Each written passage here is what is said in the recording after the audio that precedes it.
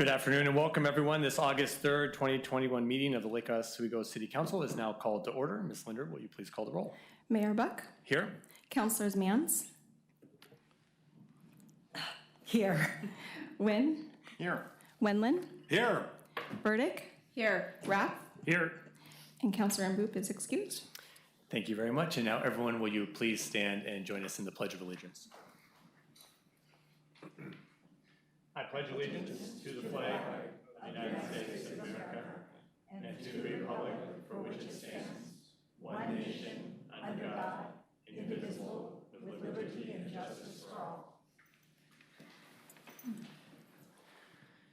Hey, our first item on our agenda tonight is public comment. If you'd like to give public comment, please sign up in advance with Ms. Linder. And first up, we have Doug McKean.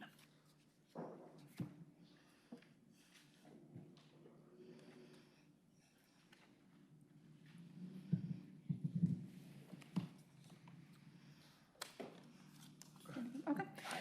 My name is Sarah Ellison. I'm one of the co-chairs of the Parks Board, and I'm here with Doug, the other co-chair. And we're here this afternoon to inform the City Council that the Parks Recreation and Advisory Board, Natural Resources Advisory Board, recommends that the City Council adopt Resolution 2129, the Natural Areas Preservation Charter Referendum. The Parks Board has had the opportunity to discuss the referendum twice at two different meetings, and we've had the opportunity to hear from the public during our public comment sessions. We appreciate the fact that the city has worked with community members who have both expertise and commitment to our natural area preservation when drafting the referendum. And we appreciate the fact that it's a comprehensive update that modernizes Chapter 10 of the Charter. Do you want to add anything? Mr. Mayor, Councilors, my name is Doug McKean. I'm the other co-chair of the Parks Board, and for nearly 20 years I've volunteered in our natural areas in Lake Oswego, helping restore those parks. I was for several years a member of the board of Friends of Springbrook Park, and for several years I was its president. I'm here just to talk about a few of the points of the referendum that we think do important things. First, it includes a comprehensive list of the natural areas that would be protected under Chapter 10 of the City Charter. It provides a means for vehicles and mechanical equipment to be used in the natural areas for maintenance, preservation, and restoration needs, including the mitigation of fire hazards. Oh, I should take this off. It allows for the public to serve the needs of the community. It allows for parking to serve the needs of the community and prevents unintended traffic and neighborhood disruptions. It provides flexibility for the city, working with its citizens advisory boards, stakeholders, and the community at large to revise and add master plans without a vote of the people to amend the city charter. And finally, it permits construction of trails that provide equal access to our natural areas for individuals with disabilities. Mr. Mayor and Councilors, the changes to the city charter that impact our parks and natural areas need to be done purposefully and with consideration of future impacts and unintended consequences. The Parks Board believes that the proposed referendum meets this standard, so we recommend that you adopt Resolution 2129, the Natural Areas Preservation Charter Referendum, and we'd welcome any of your questions. Great. Thank you very much. Does anyone have any questions? Thank you. Okay. Thank you, Mr. McKean. Ms. Ellison, thank you. Thank you. Next, Al Calabria.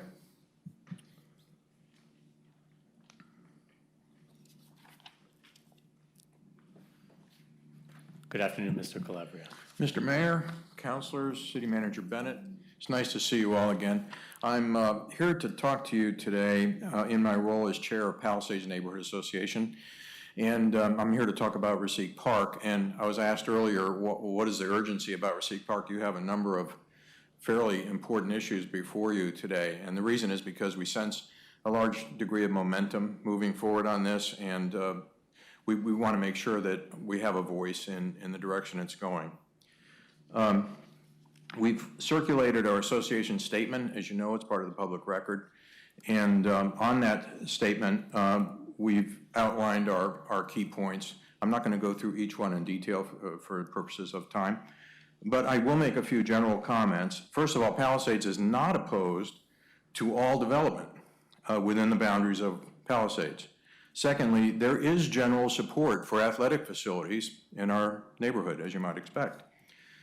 Thirdly, we'd like to say the 3 largest developments in Lake Oswego, I believe, not counting schools or the upcoming wastewater treatment plant, are all in Palisades. Our association statement was written as an alternative to the 3 options presented by the park designers, which to us are inconsistent with several important pieces of information. First, the Hazalia Agricultural Heritage Trail, that is a mouthful, HACHT working group, presented what we refer to as option 4. And it is a park design friendly to natural space, habitat and family activities, and is supported by PNA, McVeigh South Shore Neighborhood Association, and the Stafford Hamlet, our neighbors to the south. It's also inconsistent with the Lusher Area Master Plan that goes back to 2013. And it's also inconsistent with the city survey indicating strong preference for natural spaces, habitat protection, and oriented around family activities. So the statement supports 9 specific things. I'm not going to go through each one of them. They are present in our narrative, which shouldn't take too long to read. We sent that on July 7th, and we received an answer after prodding several times on July 30th. We have concern about that degree of responsiveness, or you might call it a lack of responsiveness on behalf of the park designer. We felt that our voice was not actually being heard, and we felt that in order to amplify it, we needed to make an appearance like this and also support it in other ways. So my time is going fast, but I want to say that we also have a cart before horse strategic issue to talk about. First of all, the funding for the traffic impact at the Rosemont Circle is not clear where that's going to come from. There is no question in our mind that it's going to be a significant impact. We feel that that should be resolved before the park. Secondly, the park property is not in the urban services boundary, and we think that should be resolved. It's a little bit like building a house and deciding after it's built where you want the plumbing and how you're going to pay for it. So with that, we urge you to reconsider, support our request to reconsider the 3 options that are before, that have been presented so far, and consider what we call option 4 or some variant of it. Thank you. Thank you, Mr. Calabria. Councilor Mans has a question.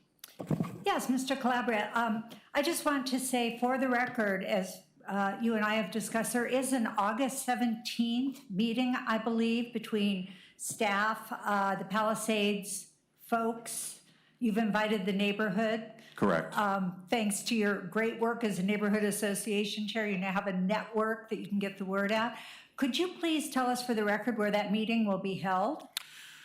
It is in the, if I remember correctly, at the maintenance center, Okay. Director Hooper's facility. Okay, great. On Pilkington. Okay. And that would be an excellent place for folks to add their input on this particular project, correct? Indeed. Awesome. Thank you so much for that clarification. Thank you, Councilor Mans. And Mr. Calabria, just to check, there's a Reseek Park Project Advisory Committee. Does the Palisades neighborhood, does it have representation on that committee? Correct. We had 2 representatives. Okay, great. Well, that's wonderful. Good way to have the perspective heard. Thank you. You very much for being here. Thank you, Mayor Buck. Okay. Next, Nancy Granowski.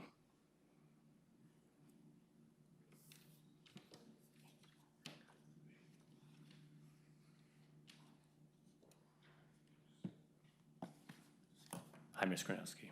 Hello, good afternoon, Mayor, City Councilors, City Manager. My name is Nancy Granowski. On 2160 Crest Drive. I've been a resident of Lake Oswego since 1987. I'm a retired landscape architect with 40 years of experience working for various park systems, including Oregon State Parks and Portland Parks and Recreation, where I developed numerous master and management plans. I have served on many Lake Oswego advisory boards and with many friends groups, including Friends of Springbrook Park. I am here today to support the Natural Area Preservation Charter referendum being considered by City Council. Many people may be wondering why those of us who have spent decades working to preserve and protect our natural areas find it necessary to encourage the city to propose a competing referendum to the initiative petition. There are many reasons for doing so, and this is why it matters to us. It matters because the referendum protects more natural areas. It matters that residents are able to park where appropriate. Bryant Woods Natural Area provides parking.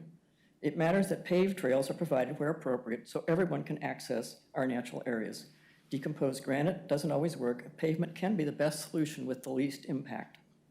It matters that there is vehicular access so parks maintenance staff can prepare trails, bring in supplies, build fire breaks where needed, and respond to climate change, which is going to affect us in many unknown ways. Springbrook Park has vehicle access. It matters that residents can participate in the planning process for changes to their natural areas without having to vote to amend the city charter. Lake Oswego already has a robust and open planning process. It matters that changes to the city charter are done as infrequently and as intentionally as possible. The referendum does more than just prohibit development in certain areas. It promotes wise use, protection, and stewardship of our natural areas, and it promotes collaboration in determining the wisest and best use for our natural areas. The city referendum matters. Thank you. Any questions for Ms. Gronowski? Okay, thank you, Ms. Gronowski. Thanks. Thank you. Next is Kathy Sharp.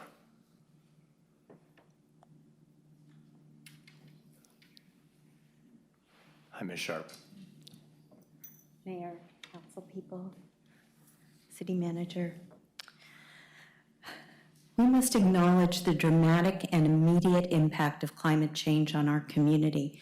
10 lives were lost in Clackamas County with the recent heat dome, and here in Lake Oswego, we've got a valuable resource in our mature tree canopy, which significantly mitigates the effects of heat and improves air quality. However, the municipal code related to tree removal and replacement serves only to promote the destruction of the tree canopy. Our current municipal code allows type 2 tree removal of mature trees with a diameter of 15 inches and replacement with a tree of the diameter of 1.5 inches, or a 6-foot tall cypress tree, which is only ornamental and provides no shade. We don't have 20 years to regrow the tree canopy and provide the heat mitigation and air cleansing benefits that we currently have with the trees today. We've got a current resource and we're squandering it. I call on you to provide an immediate moratorium for tree cutting in Lake Oswego until such time as the council can place significant restrictions on the rationale for tree removal. For example, replacing one single-family dwelling with another is no net benefit to the community. In addition, in the rare cases where removal is warranted, the mitigation requirements need to be significantly beefed up. The replacement should not be a 1-to-1 ratio with mature trees replaced by scrawny trees. It should be a 3-to-1 or 4-to-1 ratio. And the replacement trees need to be of significant circumference to immediately provide shade, not an ornamental cypress. There are actions that you can take right now with regard to Municipal Code 5502084. Developers should be required to mitigate with a higher ratio. Alternatively, they could be required to transplant the mature tree to another location on the property. If it is a mature fruit-bearing tree, those should be transplanted to city property with the opportunity for community members to harvest the fruit and donate it to Hunger Fighters Oregon. We've got a significant lack of fresh produce at our local food bank. This could address that. Mitigation trees should be placed by sidewalks, driveways, and public areas, not in someone's backyard. They can do that with their own money. Please consider this and take action soon. Thank you. Thank you, Ms. Sharp. Next, Randall Yamada.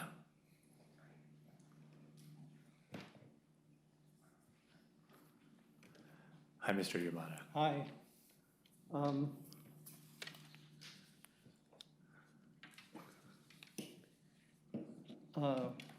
Hi. I'm here representing the Stafford Hamlet and the Stafford Tualatin Valley Community Planning Organization and on the Reseek Park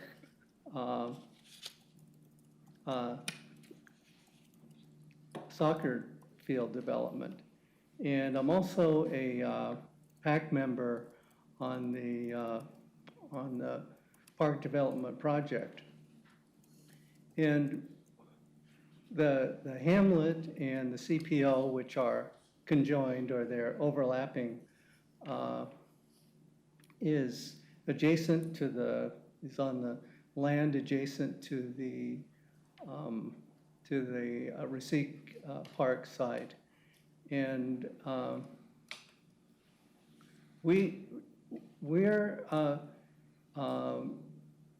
strongly supporting the Palisades Neighborhood Association approach to the Reseek Park site as compared to the Parks and Recreation Department approach. And we feel that that approach will help maintain the quality of and the character of the Stafford rural area, and which is something that we've been working on for about 15 to 20 years now as a group, and we believe that their approach is by far superior to the Parks Department approach.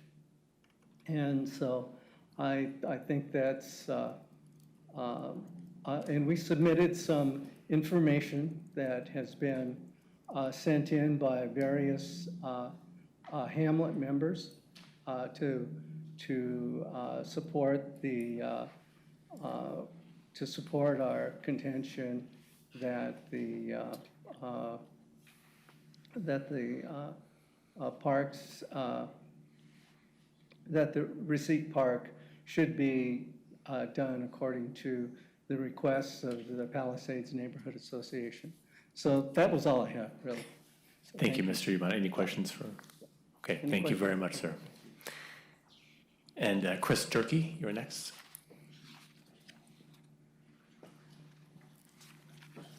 Hi, Mr. Durkee. Good afternoon. My name is Chris Durkee. I'm the land use coordinator for the Palisades Neighborhood Association. I live at 2356 Glenhaven Road in Lake Oswego in the Palisades. First, I'd like to commend the city. I'm talking about traffic impact specifically for the 3 projects on Stafford. I'd like to commend the city for commissioning a traffic impact analysis that involves all 3 projects and their concurrent traffic. That's a good idea. Second, I'm in favor of all 3 projects. I'm not opposed to them. But I am concerned about the traffic impact and the traffic impact analysis. The analysis that PBS put together concludes that they can reduce the traffic impact of the athletic or the aquatic center by an assumed reduction in traffic from the reduced golf course. Their logic is that because there are 9 holes instead of 18, there's going to be less traffic. But on the Parks and Rec website, it says that this is the new golf course is going to be an executive course, which has some par 4 holes, which they anticipate will increase traffic. That makes sense to me that there will be an increased amount of traffic because of this higher quality golf course. So I'm proposing 2 specific actions. One is if Parks and Rec has an estimate of what that increased traffic would be, they should share it with PBS and the traffic impact analysis should be revised, let them rerun their model, and recalculate what the traffic impact is going to be. Eliminate the reduction that they've taken in traffic. They took as much as a 47% reduction for Saturday traffic due to an assumed reduction in traffic from the golf course. To me, that seems unreasonable. The second action I'm proposing is that the city, in conjunction with the county and Metro, have a rational plan and source of funds in place for the improvement of the Rotary at Atherton, Stafford, and Rosemont, either before these projects begin or certainly before they're put into use by the public. Thank you very much. Thank you. Hold on one second, sir. Councilor Maines has a question. Yes. This is more directed to Manager Bennett. Is there a way to verify or give information to the Palisades Neighborhood Association about those traffic studies or direct them to where to go? Ivan, you're back there. So are they all on the website now? I mean, I know the PACs have seen them. They're not. Come on up, Ivan, so that you're on the microphone and also on the camera, please. Thank you.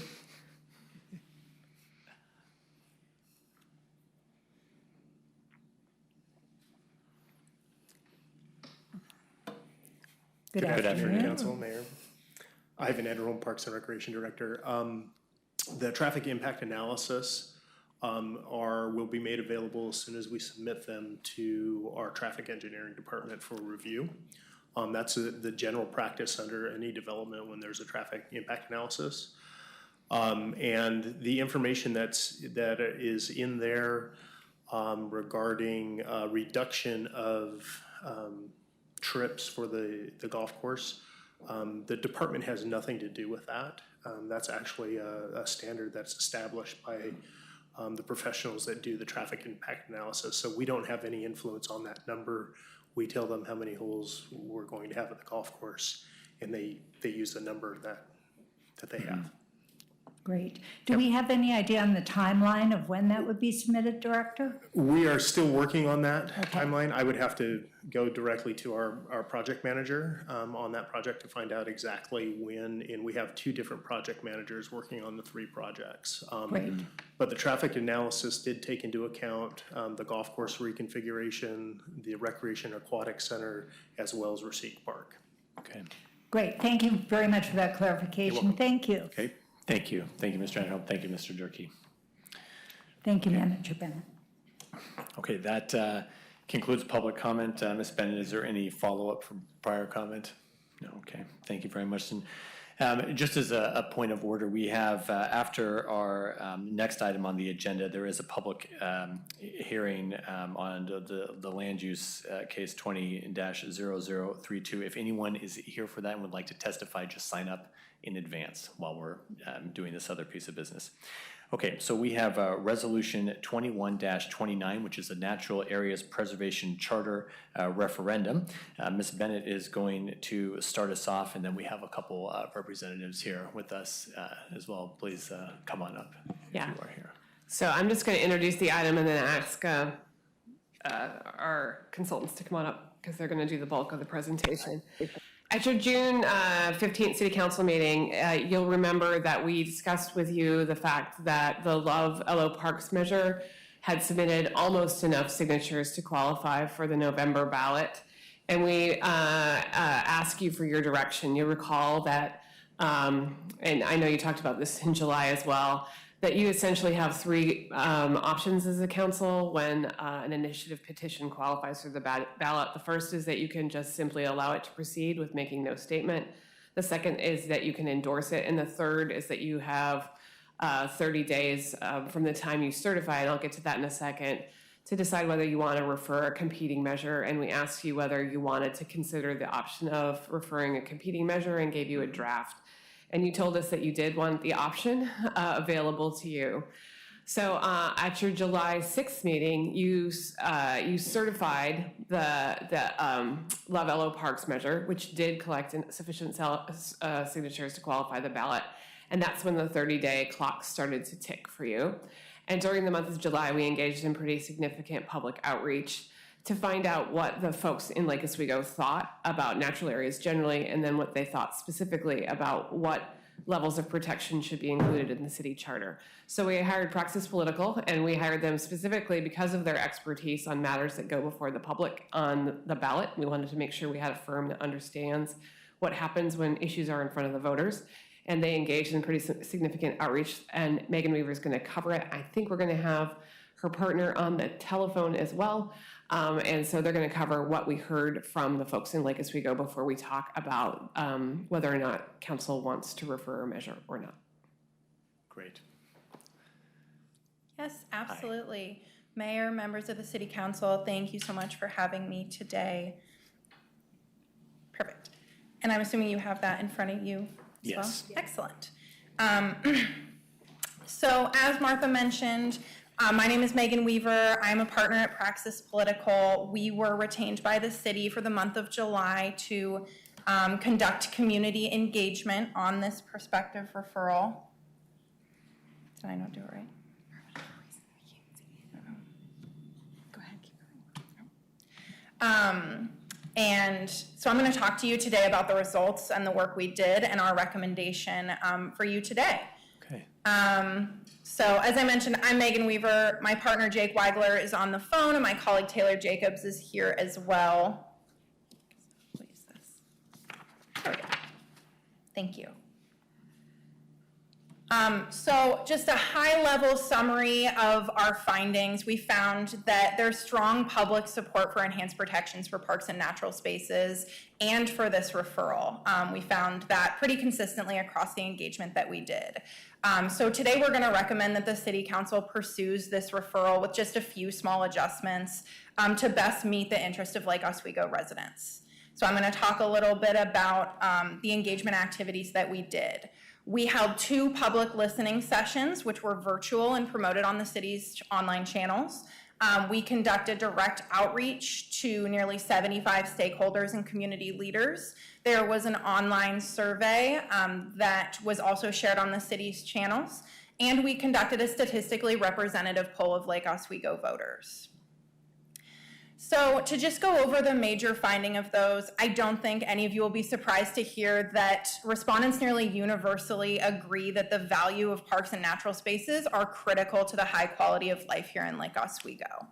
Additionally, both quantitative and qualitative methods found strong support for the city's proposed referral.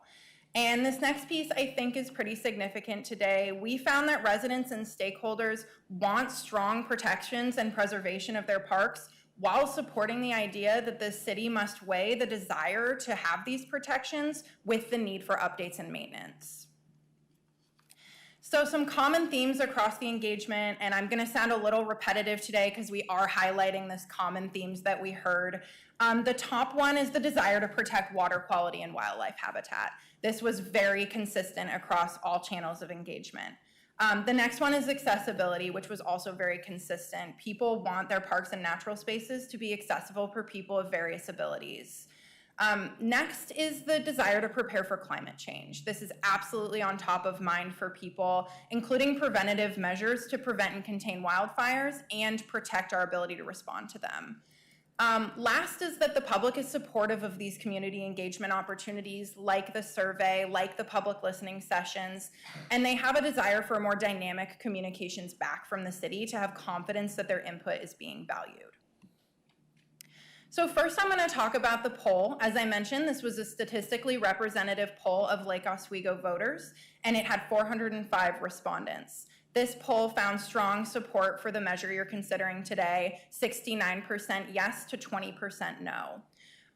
In the poll, they were asked to weigh in on a variety of topics related to parks and natural spaces. The ones that voters are most interested in are protecting the wildlife habitat and water quality, accessibility in parks, neighborhood connectivity via future trails, flexibility in regards to neighborhood livability planning, and adaptability in regards to challenges posed by climate change. So the next piece was this online survey. As I mentioned, it was distributed through the city's online channels and had 355 respondents. The first section of the survey was, again, to prioritize pieces related to parks and natural spaces as to what were the most important to residents. The two that rose to the top were protecting water quality and wildlife habitat and protecting the ability to preserve parks and natural spaces in a changing climate. Then, in addition to the multiple choice, there were a series of short answers, which I'm sure you can imagine had a wide variety of topics mentioned. So we distilled kind of the key themes from those, which were not wanting development, the desire to protect natural spaces, and the difference between parks and natural spaces. That was something that was important to people. Additionally, the desire to preserve trees and tree canopies came up quite a bit, as did accessibility in alignment with the ADA, and methods for fire prevention and preparation for climate change. And then the last two were the importance of maintenance. People like that the cities are maintaining their trails for their use, and support for trails and trail systems. So then the next piece was the direct stakeholder engagement we did. We reached out to nearly 70 community leaders and advocacy organizations, from the Chamber of Commerce to groups like Disability Rights Oregon, the Street Trust, and Oregon Walks. Additionally, we reached out to leaders from everyone from the Friends of Parks and from the neighborhood associations. From that outreach, we conducted 26 successful conversations, which were half-hour virtual interviews held where all participants were asked the same set of questions. Our key takeaways from those conversations were that the public is happy with the city, particularly the Parks and Recreation Department. Accessibility was a high priority for nearly every person we interviewed. Additionally, several respondents specifically mentioned that they support the city's proposed referral. One place where opinion was divided, and I'm sure maybe you're used to this, was on parking at parks and natural spaces. There was not really a strong consensus over whether parking lots were needed or how big of an issue it was that people are parking in neighborhoods. Respondents were generally supportive of making space for developments for emergency response infrastructure. Some expressed interest in more active outreach to community partners. And lastly, those interviewed overwhelmingly believed it was the city's job to conduct maintenance and updates, while also believing that major changes should be put to voters. So the last piece of our engagement efforts were the 2 listening sessions. As I mentioned, these were virtual and promoted through the city's channels. Participants engaged in an activity to identify the values they felt the city should most prioritize when it came to parks and recreation. Those were natural preservation, ecological integrity, wildlife and wildlife corridors, minimizing the use of toxins and preserving old trees, and embracing the historical perspectives and knowledge of First Peoples to this area. Participants also offered feedback on a series of topics, many of which I've touched on already: climate change, residential livability, and equitable access. So today we are going to make the recommendation that you refer the measure in front of you with just a few small adjustments that I believe have already been incorporated. Those changes are a greater emphasis on long-term accessibility for residents of various abilities. As I've mentioned, this came up across every engagement platform. The next piece is the inclusion of wildfire prevention and containment practices. Obviously, we see the smoke in the air outside. This is obviously top of mind for people. And the last one is, the community really supports protecting parks and natural spaces. And so we suggesting expanding that list of the identified parks, including in the measure, to meet that. So I'm happy to take any questions. And if not, thank you so much for having me. Thank you, Ms. Weaver. Yeah. Any questions? I have a question. In the survey, was the city measure compared with the initiative petition? It was in the statistically representative poll. It was not in the online survey. Some of the themes were compared and contrasted, but we didn't directly compare them. And what were the results in the poll? Yes. So in the poll, as I mentioned, the city council's measure had 69% yes, 20% no, 11% undecided, and the citizens initiative had 56% yes, 27% no, and 17% undecided. Okay. In the listening sessions, did you have members of the Love LO Parks group who's sponsoring the citizens initiative attend those meetings? Yes, absolutely. And what was the feedback provided? That's a great question. I know that they are not necessarily happy with the city referring a competing measure. I was not able to attend all the listening sessions. I don't know if Jake wants to add about kind of the direct engagement he had with them. Yes, I'm happy, and I'm sorry I can't be there in person today. Mayor Beckett and members of the council, this is Jake Weigler, the other partner of Praxis Political. We did hear from a number of representatives of LO Parks at our listening session. Some of the themes that were expressed were that there was questions of why a citizen-led measure was being presented with an alternative, and that a number of individuals in the community, I believe over 4,000, had signed the initiative petition. And so that represented strong community support for the initiative. We also had some interesting dialogue around the idea of restoration and replacement of existing vegetation in the natural spaces. As you have referenced in the public comment, there was debate on both sides presented about the value in moving towards native species, particularly drought-resistant species that could be more survive better in a climate changing, a warming climate.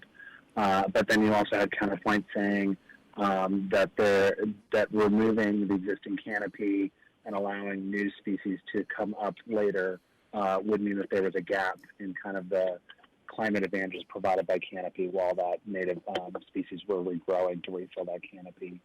The other major topic that came up that was a point of distinction between some of the initiative supporters and others that were more favorable towards the city's referral was around the idea of paved pathways. The Citizens Initiative, as you may be aware, prohibits the use of hard surface trails and the addition of hard surface trails to parks and natural spaces.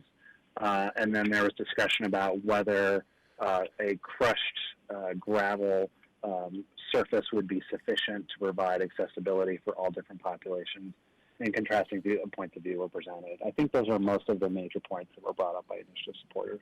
I'm happy to address any other additional questions. Okay. Thank you, Mr. Weigler. I think Councilor Winland has a question. In general, when you collected all this information and you were with the people in different formats, it seems when I look at your common themes across your engagement, it looked really like the practices that we already have going in our Lake Oswego Parks and Rec system already. So while I'm in favor of, I guess, the measures going forward, we actually are practicing most of what is in this survey already. Would you agree with that? Or, I mean, from the standpoint of getting feedback from people? Well, I personally cannot speak to the exact practices. I think we can clearly tell people are happy with the Parks and Recreation Department. I do think that they feel that a lot of these things are already being met. I think there are the few specific pieces as far as comparing the two measures that they feel like are not in one and should be in the other, like when we talk about accessibility or some of the pieces with allowing for fire prevention. Okay. Does that answer your question? Yeah, it does. Okay. Thank you. Okay. Ms. Bennett.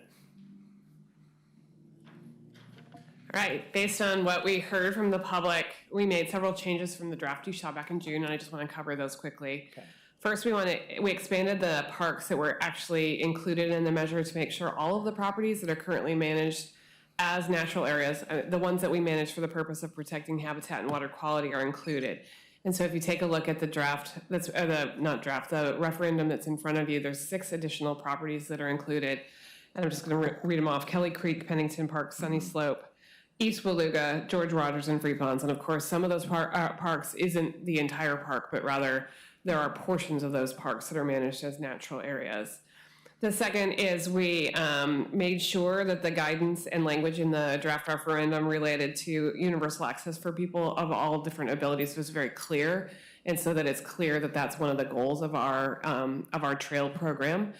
Also, you'll recall that in the referendum, there's a process for doing an environmental assessment to figure out what's the most appropriate trail for different situations in each natural area. So we reinforce those provisions that says we're balancing universal access with our desires to preserve habitat and water quality.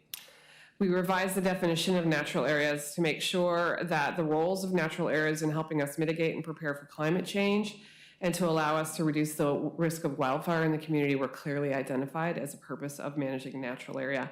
And then last but not least, we developed a draft map of the natural areas. You recall that in June you gave us direction to pursue the approach of not listing the actual acreages of the natural areas, but rather putting a map in the charter amendment. So we give you a draft map so that as you go out to the voters, if you go out to the voters after this discussion, that everyone will be clear about what we're talking about and where we're talking about these protections extending.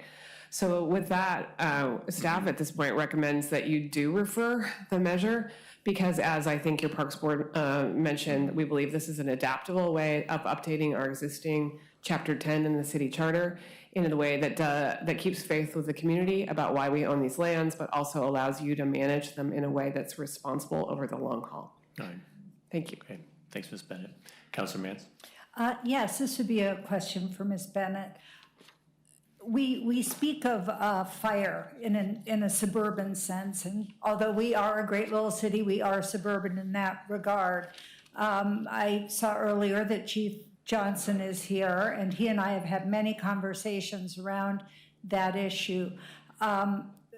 Putting forth the council's chosen initiative referendum, would allow for fire, not just firefighting, but suppression, correct? To mitigate what could be a fire in some of these natural areas. I think of it as more of some of our stewardship activities could be focused on the desire to reduce fuel load in our natural areas to prevent any fire that might start in a natural area from spreading to the surrounding neighborhood or homes. Got it. So that would be coordination then with the fire department and those experts who understand fire suppression from that level. Perspective, yes. Thank you very much. Well, in addition to the outreach that we conducted, the council received a lot of communications via email, which is a great way to communicate with the council aside from attending the meetings and giving public comment. And we read through those communications, and I think it's important for us to provide a little context to how we arrived today, because there is some confusion amongst a lot of the folks who worked on the citizens measure, gathering signatures and all of that, and why did we do all this, and now we're here today, and the city's referring a competing measure, which of course is one of the options, kind of the process that we're in, and why didn't people work together? And I think it's important to note that being here running these competing measures was really not I can't imagine was anyone's first choice. And I know for a fact that for years, members of the community attempted to work with LaVelo Parks on something that could be collaborative, that the community could come together on. I myself had conversations with LaVelo Parks going back to over a year ago, recommending that for something to make it onto the ballot, a measure that's going to amend the charter, that having a measure that doesn't have support of the city council, that doesn't have support of the Parks Board, that doesn't have support of the leaders who have been working in our parks year after year, these hands-on efforts is not going to be a successful effort. It really requires that collaboration coming together, and it just fell on deaf ears, unfortunately. So seems to be a perception that there was no willingness for folks to work together, and that certainly was a one-sided case, but not for a lack of trying. And so now, here we are today. And as a city council, we have our most trusted advisors, our Parks Board. We have folks who have, really dedicated their lives, and many folks who are really responsible for the caliber and quality of the park system we have today, telling us the goals of this measure are really good, but there's some issues with the construction. And we have to listen to that advice. It's not surprising that the efforts, and important that we recognize, the efforts of LaVelo Parks in putting the citizens initiative together and gathering all these signatures, over years. And it demonstrates that, people will sign a petition when asked to protect parks. And we see that in the survey. Overwhelming people want to protect parks. Okay. But as a city council, we have to listen to all members of the city, and that includes the group that put together the Citizens Initiative. But that also includes the community members who appreciate the goals but have the legitimate concerns about its construction. And had those voices, been allowed into the process, been a part of the formation, then we wouldn't be here today. But those voices were not. And so now I think it's an opportunity for us to elevate those voices and then allow the community to decide. Gathering signatures is not an election. What we're going to have in November with these two competing measures, if the council moves forward with putting this on the ballot, that's an election. And that's how the community decides. If it can't work together to begin with, then this is the process that we've laid forth. And I know that this weighs heavily on the council, but something that goes in the charter really should weigh heavily. And there can be a lot of consequences, and it's not the intent, right? It's not about, well, we don't mean for those things to happen, but this is something that's going to be in the charter for decades, years and years and years from now, a whole different group of people, and it's going to be up to them to construct it. And so that's why it's really important that the main way that we protect our parks and continue to enhance our natural spaces is through the public process, by working together. We create master plans, we bring people together. Even when we're talking about Reseek Park, it's a great example, right? That's not in a whole part of a natural area, but Reseek, so many different community members can come together on Reseek and have different viewpoints, and they're not all the same, right? We have a project advisory committee, and people have different ideas on what should the turf be natural, should the turf be artificial, what different facilities should be there. And it would be great if everyone just agreed, 100% of the time, but that's just not how the public process works. And everyone has different ideas, but it's in coming together that, the community moves forward. And I think it's really easy to say no to things. We don't want this, we don't want that. But it's more difficult when we actually have to come together and form the solutions to the problems that we face as a community, and then move forward. And I think that's what this charter amendment that we have before us here today does. So I'm in full support of it, and I appreciate all members of the community for their dedication on all sides of this issue, and just urge that really as we go forward, the most important thing is that we're all neighbors. We all live in this community. We have to see each other. We see each other on the streets. We see each other in the grocery stores. We do not live in basements behind computer screens. But we have to remember when we are behind those computer screens that we're talking to our neighbors, people that we know and trust and hopefully have respect for. So, Councilor Mans. Thank you. I too want to thank the advocacy of those who have been working to preserve our parks, regardless of how they went about it. For many, many, many years, I've advocated for parks, open spaces. I've worked on 2 bond measures, as a matter of fact, and helped to advocate that we continue to purchase bond members as recently as an item that appears on today's agenda. Pathways and trails are of a particular love of mine as a walker. I don't bike ride, I can't run. Walking is my joy. So the important thing of this, as Mayor Buck pointed out, is that we are a community. And the issue at hand here is how we can best protect our parks, not while those of us like myself are on council or live in the city or anything else, but for generations. A charter change is literally generations.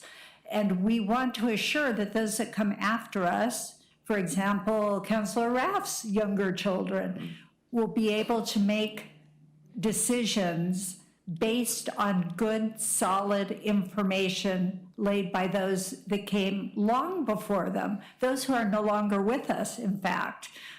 So I do support this measure, but I do want to speak very strongly to the advocacy of those who put forth the Citizens Initiative. I'm an advocate through and through. I appreciate what they're trying to do. I wish we could have found a collaborative way to reach this end. I will be supporting this city effort that's going forward, but I thank our citizens for everything that they do, regardless of how they go about doing it. Thank you. Thanks, Councilor Mans. Councilor Raff. Thank you, Councilor Mans, for very good point about future generations and my children. I move to adopt Resolution 2129. Is there a second? Second. Any discussion? Councilor Windland?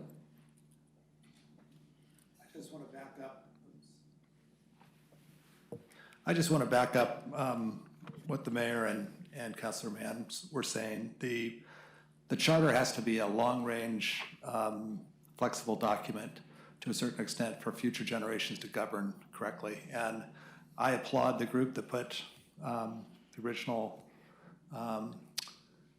language together. I'm confident that we looked at it and we have a document that the city is putting forward that will help the city moving forward into the future generations. We just have to have longevity in mind. We have to have flexibility in mind. And that's something that I think our charter amendment gives. And while it is slightly more refined, and I think it will serve our city better, I do want to thank the group for I guess codifying what we're practicing already in Lake Oswego. I'm very proud of the fact that we have, 640 acres or 650 acres of parkland between natural and parks that we have in our city. And that's because, and I see some of the people sitting in the audience tonight, or this afternoon, that were charter members decades ago to help put a number of these parks together. We have a love for parks in this city. We have a love for natural spaces. And I would say we also have a love for process in this city. And I've been in this city for a long time and have worked on process in many ways. And nobody gets exactly what they want, but we all come together and get what's best for the city. And I do believe that the city's charter referendum that has been moved and seconded is something that I can support 1,000%. And while still admiring and thanking the petitioners who validated, I think, the need for us to, I guess, codify our parks language in our charter. So I'm in support, and I call for the vote. Okay, thank you. Any further discussion? Okay, Ms. Leonard, please call the roll. Mayor Buck? Yes? Councilors Mans? Yes. Wynn? Yes. Wendland? Yes. Burdick? Yes. And Rapp? Yes. Motion passes unanimously. Okay, thanks, Ms. Linder. Thank you, Ms. Weaver, Mr. Weigler, Taylor. Thank you, community. Okay. Next item on the agenda is a public hearing on the Appeal 21-02, Land Use Case 20-0032. Mr. Luce, will you please read the hearing procedures for us before we begin? Happy to, Mr. Mayor. This is an appeal of case LU 20-0032. It's an appeal of a decision which involves the application of criteria and standards listed in the staff report, which is available from staff or on the table in the back room. Testimony and evidence must be directed towards the applicable criteria as listed in the staff report. Please identify to the council any criteria or standards you are addressing so the council may consider your testimony in relation to the applicable criteria or standards. Failure to raise an issue accompanied by statements or evidence sufficient to afford the city council and the parties an opportunity to respond to the issues precludes appeal to the Oregon Land Use Board of Appeals based on that issue. The public hearing process will go as follows. First, there'll be a presentation by staff. Next, the appellant has 10 minutes for their presentation. Next, there is 10 minutes for the applicant and 5 minutes for the rebuttal. All other persons testifying have 3 minutes.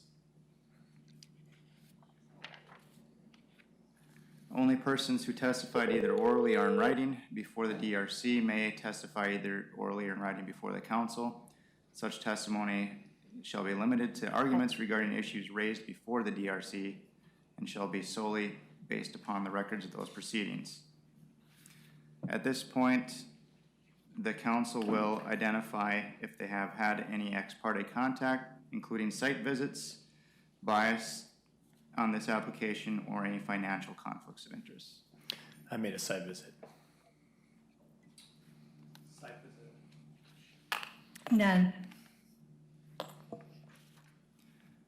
None for me. None for me. None for me. Thank you. With that, we'll ask for the staff report. Okay, thank you, Mr. Franstead. Welcome.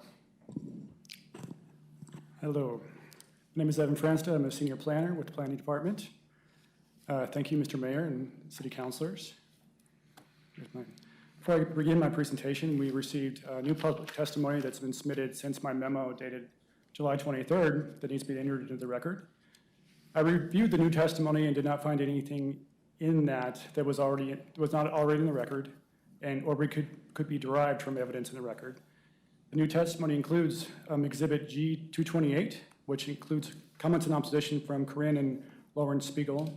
Exhibit G229, which includes comments in opposition from Gary and Kathy Levine. Exhibit G230, which includes comments in opposition from Attorney Carrie Richard, who is representing Gary and Kathy Levine. So this process it's been almost a year since they submitted this application, and I'll do my best to try to summarize it, starting with the site features and the proposal. I conducted my first site visit of this back in September of last year. So I'll try to do my best to quickly summarize it for you. The site is approximately 15,523 square feet in area and is a through lot with frontages on Lake Haven Drive and Sarah Hill Lane, both local streets. It is an irregular configuration with multiple side yards and 2 front yards. So you have your front yard, which is probably considered the main front of the site on Lake Haven Drive. And then you have another frontage along Sarah Hill Lane here. The rear yard is actually the canal. And then you have sides along here, and this is a rear. Sides. The garage, the existing garage, well, the site was constructed in 1968, the house and the garage. It's non-conforming to the front yard setback along Sarah Hill Lane and the east side yard setback right here. Here's a site plan that's submitted by the applicant. The applicant is proposing to redesign the existing 2-car garage that's accessed from Lake Haven Drive by adding a 3rd vehicle bay with a driveway to Sarah Hill Lane. The applicant is requesting approval of the following residential infill design variances in order to construct the addition. The request is to reduce the 25-foot front yard setback from Sarah Hill Lane to 10 feet and to allow the garage to be located closer to the street, Sarah Hill Lane, than the dwelling. Should point out that there are 2 existing large cypress fir trees located here. One is a 23-inch, the other one's 26 inches in diameter, and this is near the proposed construction. So they show this helps. This is existing dwelling. These are the additions, one addition. Here's the floor plans that were submitted. I'm going to go run this through this quickly, but the new walls are the dark walls here. So they're going to remove part of the existing garage and add a 3rd bay, which is oriented towards Sarah Hill Lane. The upper floor will also include an addition. They're going to add a new master bedroom, a walk-in closet. There'll be 2 dormers that face Lake Haven Drive. Here's the renderings. So this is the new garage frontage along Lake Haven Drive. And here is the rendering along Sarah Hill Lane. So they're adding this. This is the 3rd bay garage in question. The 2nd story addition of the house is this section here. They're adding windows with simulated divided light. There's a trellis here. It's cedar lap siding, garage carriage doors with dental molding, accent lighting. And it will include, as part of their proposal, a metal gate and a new fence. So the staff report dated March 18th concluded the proposal complied with all applicable criteria and standards, or could be made to comply with the following imposition of conditions. The staff decision was appealed to the Development Review Commission by Gary and Kathy Levine, who own the abutting property to the east at 17810 Sarah Hill Lane. The commission held a public hearing on May 3rd and continued the hearing upon request to May 17th to allow additional written testimony. A total of 37 exhibits were received before May 17th. They included a mix of comments in opposition and comments in support. Some of the written comments expressed the need to retain the 2 Douglas fir trees that I previously pointed out, located near the proposed garage, in order to retain the tree canopy and tree character of the neighborhood. The commission concluded the proposal could be made to comply with all the applicable criteria and approve the application, with an added condition of approval that required the 2 Douglas fir trees may not be removed unless shown to be either dead or hazardous, and each tree shall be mitigated with 1 Douglas fir tree placed in the same general area as a tree removed. On June 21st, the commission approval was appealed to City Council by Hans Kraus, Carl Huber, Jane Burns, and Caleb Burns. The appellants state the commission erred with its decision to approve the application in the following ways. They misapplied the applicable variance criteria, failed to find the applicant did not submit evidence necessary to show the applicable approval criteria are satisfied, failed to acknowledge the countervailing evidence submitted by the neighbors, and failed to dig in to understand the unique neighborhood situation and to consider the lack of consensus among neighbors or to evaluate the livability concerns raised. As discussed in the staff report and the staff memos, a RID application must first meet the general design variance standards as well as the RID standards. For the general design variance standards, the commission found that in order to add a 3rd vehicle bay to the existing garage that complies with the garage design standards, the garage would have to be oriented towards Lake Haven Drive. This option would place a 14-foot wide new garage near Douglas fir trees that would likely result in negative impacts to those trees and would necessitate more extensive variances than the requested variance to the front yard setback of 10 feet. The commission concurred with the applicant that the compliance with the applicable standard is not practical due to the physical characteristics of the site, because the site is a through lot with an irregular configuration and includes 2 large Douglas fir trees near the garage. The commission found that siting a garage addition to meet the required garage location standard is impractical because the existing garage proximity to the south lot lines along Sarah Hill Lane and the 2 large Douglas fir trees, which are physical characteristics of the site. For the front yard setback, the applicants seek to demonstrate compliance with the following standard. An alternative design will better accomplish the purposes, goals, and objectives of the base districts and any adopted plan or overlay district applicable to the property. The purpose of the required front yard setback, or any setback in that yard setback, is to have an open, unoccupied space that is unobstructed from the ground to sky in order to allow light and access between structures. The proposed 3rd vehicle bay will be 13.75 feet in height, at 10 feet from the front lot line along Sarah Hill Lane. The addition then increases to a height of 20.27 feet with a habitable area above the garage. The closest structure to the proposed garage is a single-story detached garage on the abutting lot to the east at 17810 Sarah Hill Lane. The distance between the 2 garages would be 10.8 feet. The proposed height and distance between the garage and the existing garage on the abutting lot to the east will allow light and access between the structures. The commission found that the construction of the garage will result in a project that is exceptional design and will be compatible with the scale and character of the neighborhood that is predominantly zoned R7.5 and be compatible with existing dwellings' colonial style. The commission found that the design of the proposed garage better meets the purposes of the R7.5 base district. In determining whether the RID criteria are met, so that was just a general design criteria I was talking about. Now we get into the RID criteria. The pattern and character of the development on all lots within 300 feet of the subject site are considered. So you have to look at all the budding lots within 300 feet. The area is developed with a mix of architectural styles, but mostly with 1 or 2 story early 20th century traditional, mid-century modern eclectic style dwellings with a variety of siding and gable roofs. The proposed garage addition is in the colonial style to match the existing dwelling, which is consistent with existing development pattern and character. In regards to the dwelling size, a variance may be approved when a more compatible positive relationship between the size of a proposed residential dwelling and the scale and character of the neighborhood is demonstrated and is typically gauged by whether the proposed design offers features that diminish the perceived scale and improve the perceived character of greater size. Several properties along Sarah Hill Lane and the southern portion of Lake Haven Drive have front-loading garages that appear to be non-conforming to the front yard setback, so they're closer than 25 feet. The budding property at 17810 Sarah Hill has a front-loading garage that is approximately 14.1 feet from the front property line. The exception to the front yard setback from Sarah Hill Lane will not appear out of character because it is consistent with the pattern of setbacks in the neighborhood, particularly along Sarah Hill Lane.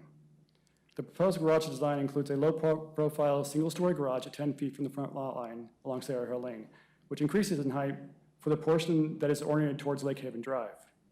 So looking at this rendering, so I was talking about here is a single, and then this is oriented towards Lake Haven Drive, if that helps. The two-tier garage with lower single-story to Sarah Hill Lane breaks up the garage massing, and the overall low height reduces the visual impact as viewed from the street and surrounding properties. The proposed garage design allows for the retention of 2 nearby mature Douglas fir trees that are over 90 feet in height, thereby maintaining an existing wooded character at the end of Sarah Hill Lane. The Commission found that with regard to the decreased front yard setback, the proposed design results in a development that is better than what could be approved without the exceptions.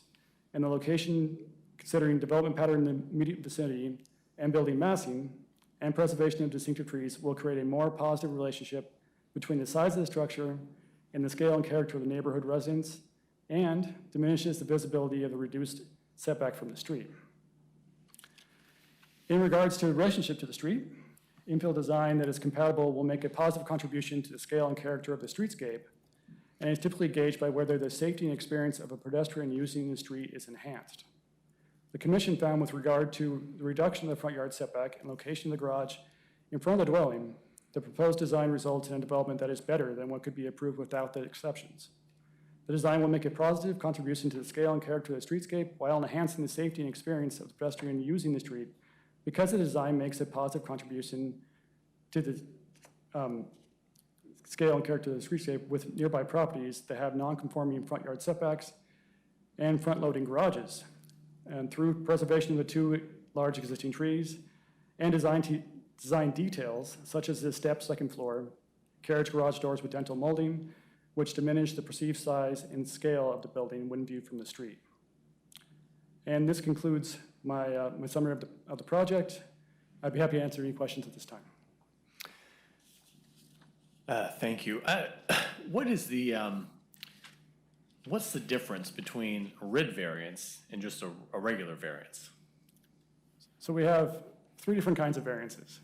You have a minor variance, which are minor to the code, minor variances from the code. So typically, for setbacks, they're 20% of the standard. Right. So they didn't apply, that doesn't apply to this. They're asking for more than 20%. Right. The other one that is not a design variance RID is a major variance where it's a physical taking of the property if a variance cannot be approved. It's that's when you look at is there any alternative to the placement? You look at alternative designs, all that kind of stuff. Those are more in depth. This is just based purely on design. Okay. If that helps. Okay, that makes sense. In reading some of the comments, there's this notion that all of the well, let me ask this question. So the side yard where this new garage is going, this new door is going to, they want to create, is that considered, for the purpose of the setbacks, a side yard or a front yard? That's a front yard. It's front yard, so Let me it's go 2 back front to yards. the irregular. Yeah, so Sarah Hill Lane, this lot line here, that is a front, so it has 2 fronts. It has 2 fronts, but it's really the side. According to code, it's a front. Yeah, gotcha. And then I see at 17,810, they have a detached garage. There's a purple arrow on top of it. Is that what that is?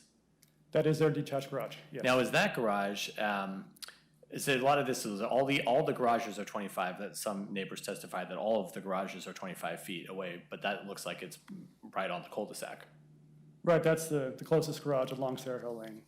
Okay, so that is also a non-conforming garage? It is. Okay, so there's other garages that are also non-conforming? Yes. Oh, okay. Okay, well, those are my questions. Okay, looks like there's no further questions. Okay, thank you. So now we will move to the presentation from the applicant. And the applicant, I understand, is on the phone, but then in person, Karen Sedgwick is here as a representative. So welcome. And then I do believe that the homeowner, Joan Hutchinson, would like to make a statement over the phone before Ms. Sedgwick begins her presentation. Thank you. Hi, Ms. Hutchinson.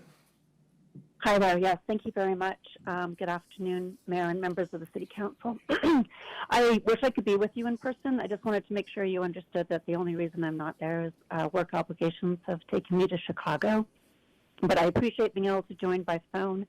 And Karen, who is in person, will lead the presentation on my behalf.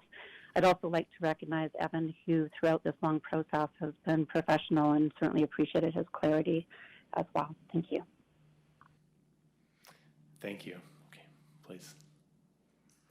Mr. Mayor, councilors, good afternoon. My name is Karen Sedgwick. I work for MHCAC Remodeling and Luxury Homes. And I'm here today representing the RID applicant and the homeowner, Joan, who you just heard from. Joan has lived in her home here in Lake Oswego since 2008. She fell in love with her quaint colonial-style home on a large lot with mature landscaping. She likes to garden. She loves the outdoors. So it was a perfect home for her. She contacted my firm, MHCAC Remodeling, a long-term local business and community supporter here in the city of Lake Oswego for the last 30-plus years. She contacted us back in January of 2020 about the desire to modify her home to bring some of the outdated 1960s function components that weren't quite up to today's standards, kind of see what she could do to bring it up to the 21st century. One of the overarching goals of Ms. Hutchinson is to set up her house for long-term success and use in the city and avoid another old home being cast into the refuse and her lot turned into one or possibly more than one mega mansions with maximized lot coverage, height, and minimal setbacks, an aesthetic that neither Joan or I really are big fans of, but the city allows all the time. This project was developed with my client's wants and needs in mind. Always important to her was maintaining the two large mature fir trees currently situated on the south side of her lot in front of her current garage driveway, as well as working to make the addition feel in unison and uniformity with the existing home and its colonial style. We knew as the project came together that a RID variance would be required for this option due to the odd nature of the lot with the two frontages, as Evan's already explained, and her current Sarah Hill Lane frontage currently kind of set up as a side yard, but still has an operable fence gate that opens to Sarah Hill. We did consider multiple options and situation as we do all of our addition projects, to try to maximize the cost benefits, the risks involved, the pros and cons of all of our options as we do with our knowledge of construction costs, as well as the overall benefits to the client. And we did settle on this design as we felt it was the best of all the ones we considered, even though we knew we would have to go through the time and expense of the RID process. As you can see, we've already reviewed the kind of odd shape of the lot. A standard side yard setback for an R7 zoning would be 5 feet. So our request is twice that. I think most people would still perceive as they do today. I'm gonna skip forward. This is the current. The white house is my client's house, and you'll see it does not look like a front yard, does not look like a frontage, looks like a side of a house. So that's part of the oddity of this particular lot. The two variances that we did request was for the 10-foot setback from the property line, which results in 18 feet from the curb, and a variance to continue to allow the garage to be in front of the house on the Sarah Hill Lane frontage. We only have 27 feet of lineal frontage, which is fairly minimal, so it really limited what we could do in terms of the garage to the second floor addition. Here's a brief timeline for you of all the meetings and hearings that we have been involved in. Had this been approved initially, we would probably be in framing right now. But to a significant delay and expense on my client's overall time frame, we have endured, and we're hoping for some resolution today. As Evan recapped, the design was acceptable in terms of the features in what the RID application requirements are. These were easy for us to incorporate with the homeowner's desire to want to continue to make something that looks like it was always there, something that blended in with the old style. So this was not difficult for us to do in our desire. The strong desire to protect the two existing trees and not consider any options completely within our setbacks and restrictions. None of those were very appealing, considering they would require probable the takedown of those two trees. We've already looked at this plan with Evan's recap, but you can see how that new frontage would appear from Sarah Hill. The existing fence is about falling down, and there's a bunch of overgrown brush on the side, on the city's owned section of the frontage. So we feel like this is a much better option, and it meets my client's needs and will hopefully allow the house to have more life with more families, to make it have more function. This is the front rendering. So the entire garage will be rebuilt to be slightly wider, and then have the end slightly forward of the existing, and then add the perpendicular third bay off Sarah Hill frontage. I wanted to just pull some excerpts from the public comment exhibits. As was stated, we did have 19 households during the public written comment period submit positive support for the project. And I just wanted to recap some of those, including some from people who had signed the initial petition and then decided after educating themselves a little more about the project that they changed their mind. Neighbors are also seeing value in the project. We have a real estate agent, one of the top agents in the area, that lives 2 houses down. And he says, I believe this renovation will add value to the properties along Sarah Hill Lane, as it is a great improvement over the current view of the house. They also say, I feel it would increase the value of neighboring homes as well, since, and I hope that you grant Joan the right to enhance her home as she's asked. Again, the design is done well and is an improvement. I reviewed the material will look much improved over what it currently looks like. Quality. Happy that she is working with a reputable builder known within the community. It seems preferable that people park their boat trailers and cars inside their garage. It will help accentuate the aesthetic personality of the neighborhood. We fail to see any negative impact to the adjacent open lot space that many of the people opposed to this project are claiming. It's a completely different lot, then we're not doing anything to it. And some of the public agreed with that. beneficial to the neighborhood. I walk by this project and believe it would be a benefit. We walk through the green space and I don't see any negative impacts that the project could bring. Fair and reasonable, that's another character of some of our public positive commentary. Will not cause us to alter our use of the cul-de-sac in any way. It's a good solution for the neighborhood. The proposal helps the home appear to be forward-facing along Sarah Hill and makes Sarah Hill feel more friendly and inviting. Appreciated. Thank you for saving the trees. Thank you for maintaining our architectural design aesthetics. The neighborhood is lucky to have a new investment and improvements to the end of Sarah Hill Drive. Attractive. I'm impressed with the renderings.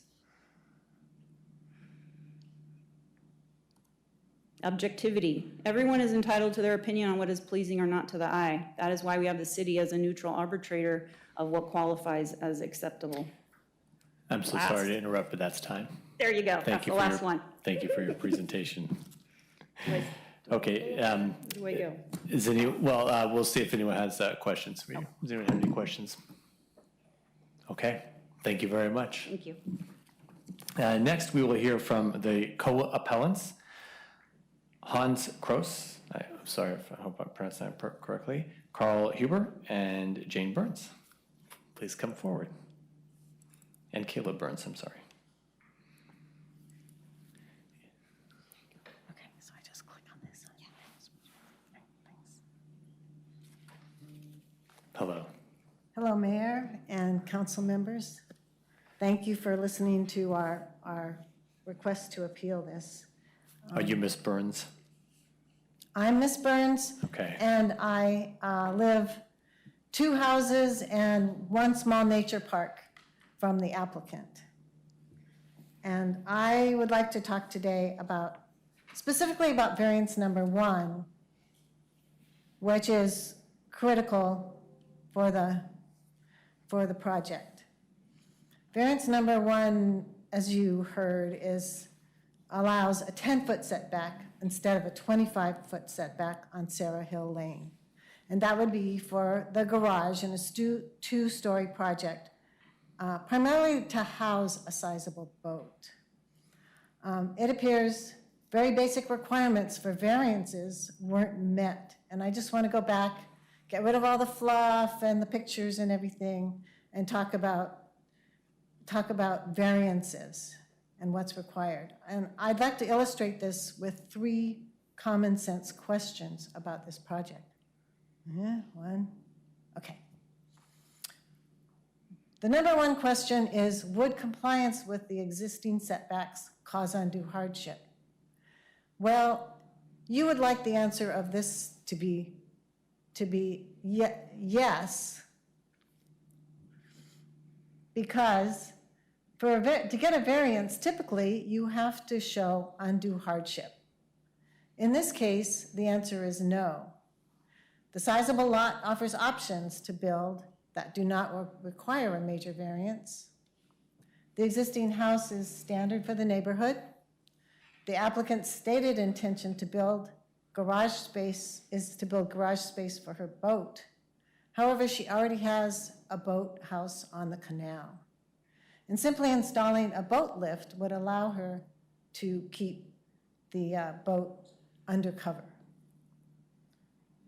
So, in essence, the answer is no to this. There is no undue hardship that is shown. Number 2, is the variance needed to build additional garage space? Well, you'd like the answer to be yes, because that's what she's asking for, a variance to build this garage space. But the answer is really no.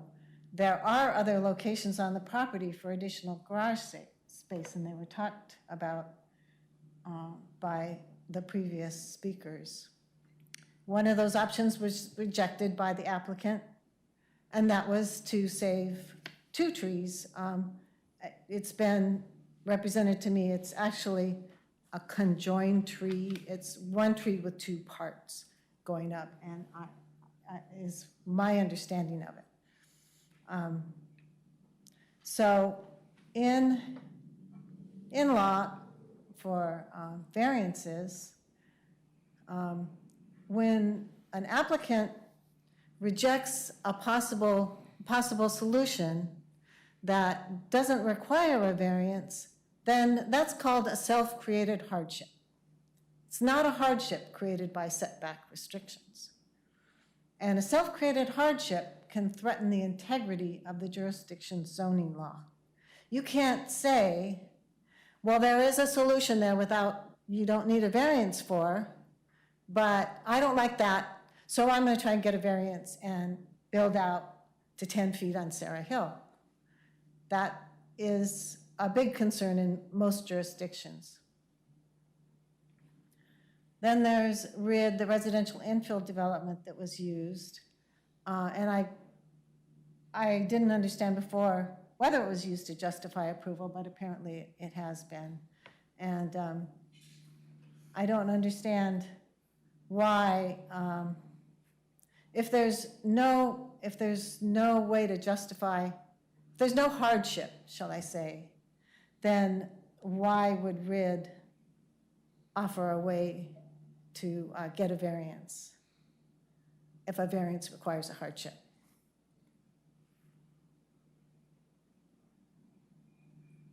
What's 3? Oh, will neighbors' property and value and neighborhood ambiance be maintained or enhanced? I would say no. And I'm running over my time because Hans is going to talk. So I'll let you look at that later. In conclusion, I'd like to say there's no credible case of undue hardship caused by setbacks. If built, the garage would be inconsistent with Sarah Hill homes, devaluing neighbors' property and impacting front yard ambiance. And the stark 2-story garage would abut our much appreciated nature park, which we try to protect. The approved project seems to use RID to house a boat, and it's going to hurt people in our area, and we think that's just wrong. And I'll skip the solution because it's obvious to end variance number 1. Okay, Hans. Hello, I'm going to jump right in because I understand the clock is ticking. My name Hello. is Hans. Oh, please use the microphone. Okay. My name is Hans Stenford Cruz. I appreciate, good afternoon, members of Lake Oswego City Council, Mayor Joe Buck.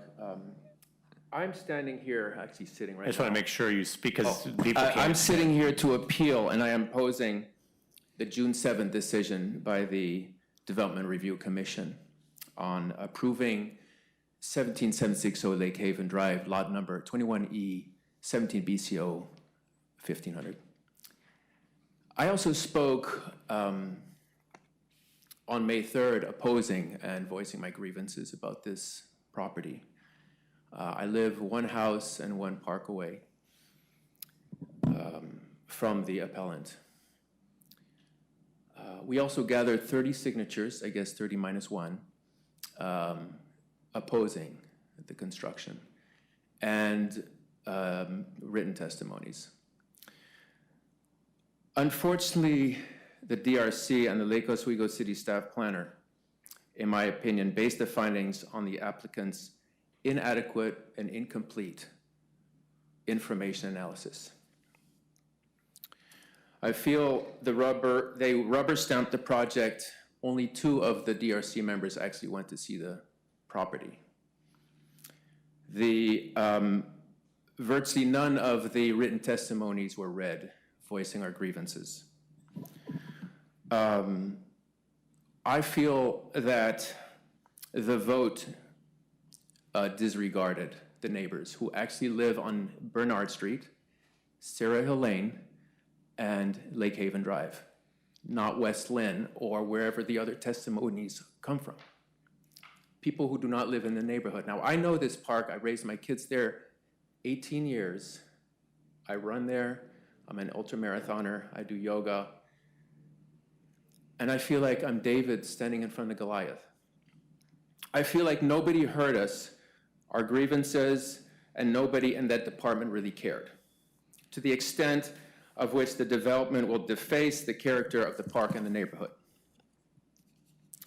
The DRC just relied on the staff planner's recommendation and rubber stamped the approval and did not fully consider all the negative implications of the design, and they did not fully explore a multitude of alternative designs. This was a rush job. Now, I'm saying that I'm not an architect, but I did study cover to cover Alain de Botton's Architecture of Happiness, underlined and studied, read 3 times.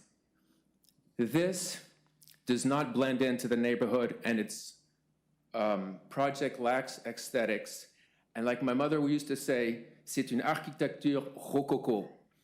Some have mentioned the word monstrosity, which would lower the quality and appeal of the neighborhood and probably property value too. Anyway, it does not have the appeal and aesthetic feel of what deserves to be built there in our neighborhood. I have lived for so long and I absolutely love and become attached to. Now, the applicant says a residential infill design variance, or RID, will enhance the pedestrian experience. It will not. The variance would allow a garage and asymmetrical second story all the way to where the wood fence is now. The roof would loom over the cul-de-sac right where the park starts. So why would they want these variances? The variances allows the garage to be closer to the street than the dwelling, which is actually inconsistent to front yards of homes in a 300-foot radius. Then there's also the 10-foot setback for a 2-story garage. And this is just not any garage. It's an extra long garage. It would be the 3rd one of the house, and it is 2 stories high to house a boat. And the setbacks compared to within a 300-foot radius, it's 44 feet average front yard setback, a median yard setback of 27 feet, and the applicant's setback is 10 feet, which I think exacerbates the problem. And this is such an anomaly to allow a variance that would permit a setback of 10 feet, like Jane said. So I just want you to feel my heartfelt opposition to this project. I'm sorry, that's your time. Thank you very much.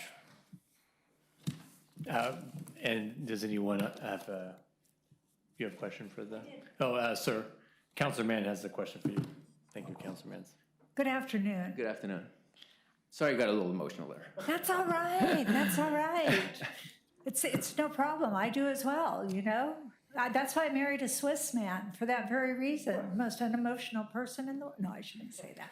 My question for you is, I hear that this property abuts the park, but my viewing of it, and I did not visit the site, I will say that. I did not drive to the site. However, I looked at it on Google, and I think I got a pretty good street perspective. I hope I wasn't supposed to declare that, city attorney. Was I? I'm very sorry. Okay, I declare now that I did visit the site on Google. That's my mistake. But I want to ask you, is it going to, looking at this, it's in a cul-de-sac, it's to the adjacent to this public parcel, correct? Correct. Okay. Yeah, so as far as encroaching on the park, we're actually, obviously not removing park space, but it's the aesthetics where you have the park where you're walking from Bernard Street into the park, and either you go left on Lake Haven or you go right on Sarah Hill, and right there, from how I'm looking at the architectural design, looms this big structure when it's complete. So yes, it's not on the park, but it's adjacent, right, near to it. Okay. Within a few feet from the park. Right. Okay. Thank you. That was the clarification that I wanted from you. Thank you. Yeah, you're welcome. And I think I'm done with the question for you. Thank you. My question, or I do want to declare for the record that I did visit the site on Google. I did not declare that earlier, so I'd like that to be duly noted on this record. Thank you, Councilor. Thank you. Okay. Further questions? All right. Thank you very much, sir. Thank you. Thank you. Now it's the time in the hearing for testimony from others who maybe support oppose or are neutral in regards to this application, but I do not believe that we have anyone here. No, ma'am. No, okay. In that case, there is an opportunity for the applicant now has 5 minutes to rebuttal if to rebut if the applicant would like.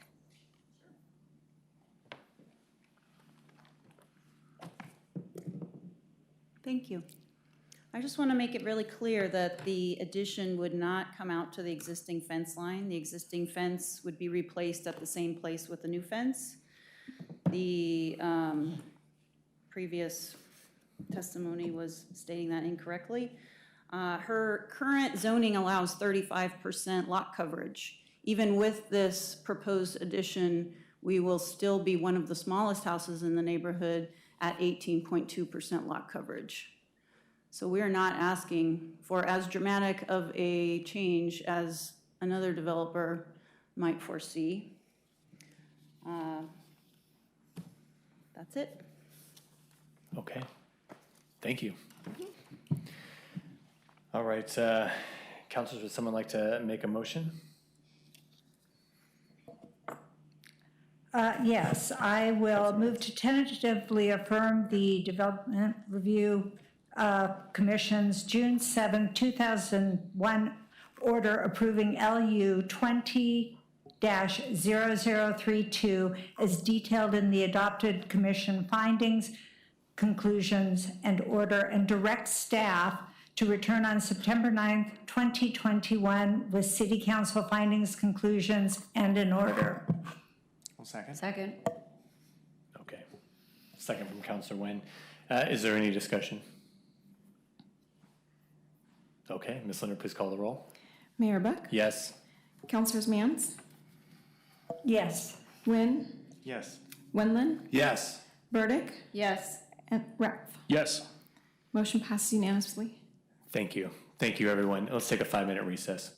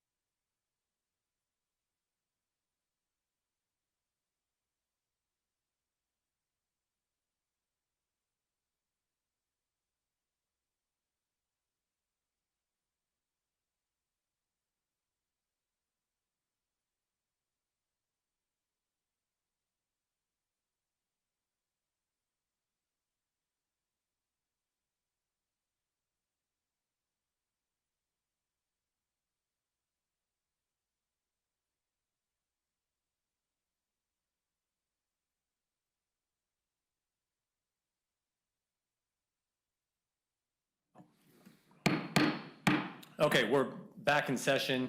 Next item on the agenda is the consent agenda. We'll note that we have a couple of things that we're approving, and then a couple of items that have been removed. We're approving the purchase of a new Pierce fire engine. We are approving, the purchase of a new street sweeper was on the consent agenda, but that item has been pulled and will be considered at a future council meeting. We had the neighborhood enhancement program grants, which I have asked to be pulled from the consent agenda. We'll discuss those next. And we have the LOIS and North Shore Sewer Interceptor and Assessment RFP award for WO317, which is a personal services contract to Murray Smith in the amount of $3,413,439 for engineering services for LOIS and the Near Shore Sewer Interceptor and Assessment. And we also have the purchase of the property at 1107 Yates Street. Yes. Okay, is there a motion Move to approve the consent agenda. Second. Any discussion? Well, I just want to point out that we have four of our finest in the audience today with the fire department, that they would really like us to make sure that we approve the fire engine. And I think it's interesting that they came to watch the consent agenda to approve a fire engine. So it shows a lot of commitment. Yes, so just to note that in case the cameras aren't in the back in the audience. So. Wonderful. Okay. All those in favor say aye. Aye. Opposed, same sign. Okay, it passes unanimously. Then we have. Well done. Good job. Where'd they go? We wouldn't have done it without you. Then we have, okay, let's discuss these neighborhood enhancement program grants. Okay, yes. Mr. Olson is here from the planning department. The reason I pulled these grants is I just saw, there's a committee that convened, and there's some community members, staff members. Councilman Boop was our council person, although he was apparently unable to attend the meeting when they discussed the grants. And I just saw a couple that I appreciate the good work, and the committee is following the rules and awarding the grants, based on the grant criteria. But just I noticed that we were only giving out less than half of the full grant amount, and saw a couple of applications that maybe didn't cross their T's and dot their I's, but thought, well, since we have so much excess money, let's give these folks a chance to maybe cure their application. And so specifically, it was the application for the first edition neighborhood association and the application for the Black Forest Homeowners Association that I'd like to send back to the committee to see if we can find a way to approve those funds, if everyone's in agreement. Mr. Olson has any comments? Sure, yeah, I think I could just address some of the reasons that we did not recommend approval, at least for those two, if that's helpful. Or at least the committee didn't recommend approval. The request from Black Forest Court, we have a long-standing sort of approval criteria that we aren't able to fund private improvements on HOA property through the Neighborhood Enhancement Program. So that's the primary reason, I guess, for the committee's decision when it comes to that particular request. And I think with respect to the first edition request for the emergency preparedness materials that weren't on the approved list, essentially, I think that would definitely make sense. Unfortunately, we wanted to sort of ensure that materials that are approved are appropriate for emergency preparedness sort of purpose and use, and that they're recommended, I guess, by PrepLO, who we've used for the past, just to sort of help us develop those lists and help us develop some of the criteria. So we've gone through some processes where we've had to go through and sort of audit materials that were provided in previous neighborhood enhancement program grants, and just to sort of make sure they have the right equipment, to make sure that it's, the batteries are still charged, or the batteries are still able to be used rather, and that the materials are essentially able to be used in the way that they're intended. So, that list of approved materials is sort of intended to ensure that they are this sort of approved materials that the list or that the PrepLO committee would have recommended themselves. So I think really we just weren't able to meet with that committee to talk about updates to that list because of the pandemic and the shortened cycle last year. So that makes sense. Okay. Well, so in regards to that the Black Forest So the improvements they're doing some invasive removal and a sign improvement. So that's on their HOA property, and we don't allow those kind of improvements. Yeah, that's been our sort of long-standing criteria. So not only would that be improvement to a private HOA property, but also in terms of ivy removal, sort of longer-term maintenance projects. Councilor Mans may recall from previous sort of committee meetings where we've discussed that those are really multiple-year projects. Those aren't something that can really be accomplished within the course of a year time frame, just given that they require ongoing, again, the maintenance and sort of upkeep and regular sort of spraying. So that's kind of something that we've veered away from approving, particularly on private land. Sure. I guess, I would like to hear what the council thinks about this, but we've had some of these, I know especially in regards to invasives, we have the invasives, they're not technically on city land, we've had them on railroad property or on HOA land, but when these invasives are allowed to stay, their spores and whatnot spread to the rest of the community and grow, and maybe I'd like us to, or I would like us to consider maybe expanding some of what's allowed under this NEP grant program, since this does seem to be kind of a, request, that's being made, and maybe on HOA property or maybe on railroad property or whatnot, but it does have that broader community benefit, and clearly we have excess funds, and if this is how the neighbors want to spend them, but I'm just curious to hear your thoughts on that, Councilor Rapp. I would agree that we should expand the use for the funds. If we have the funds, we should, and they're allocated to the neighborhoods, we should use it. We should help our neighborhoods make their neighborhoods, improve their neighborhoods. And I think that's why the board's in place, is to decide whether or not the use is appropriate. Right. So that's the final stop. And so if we expand the use, the board still has the ability to say yay or nay. So look, it's our responsibility to take care of the city, and the city takes care of the neighborhoods, and we have funds that can help those neighborhoods improve their properties, so, or the property around them. So I have no problem with it. Okay, thank you. Councilor Nguyen? Yeah, thank you, Mayor Buck.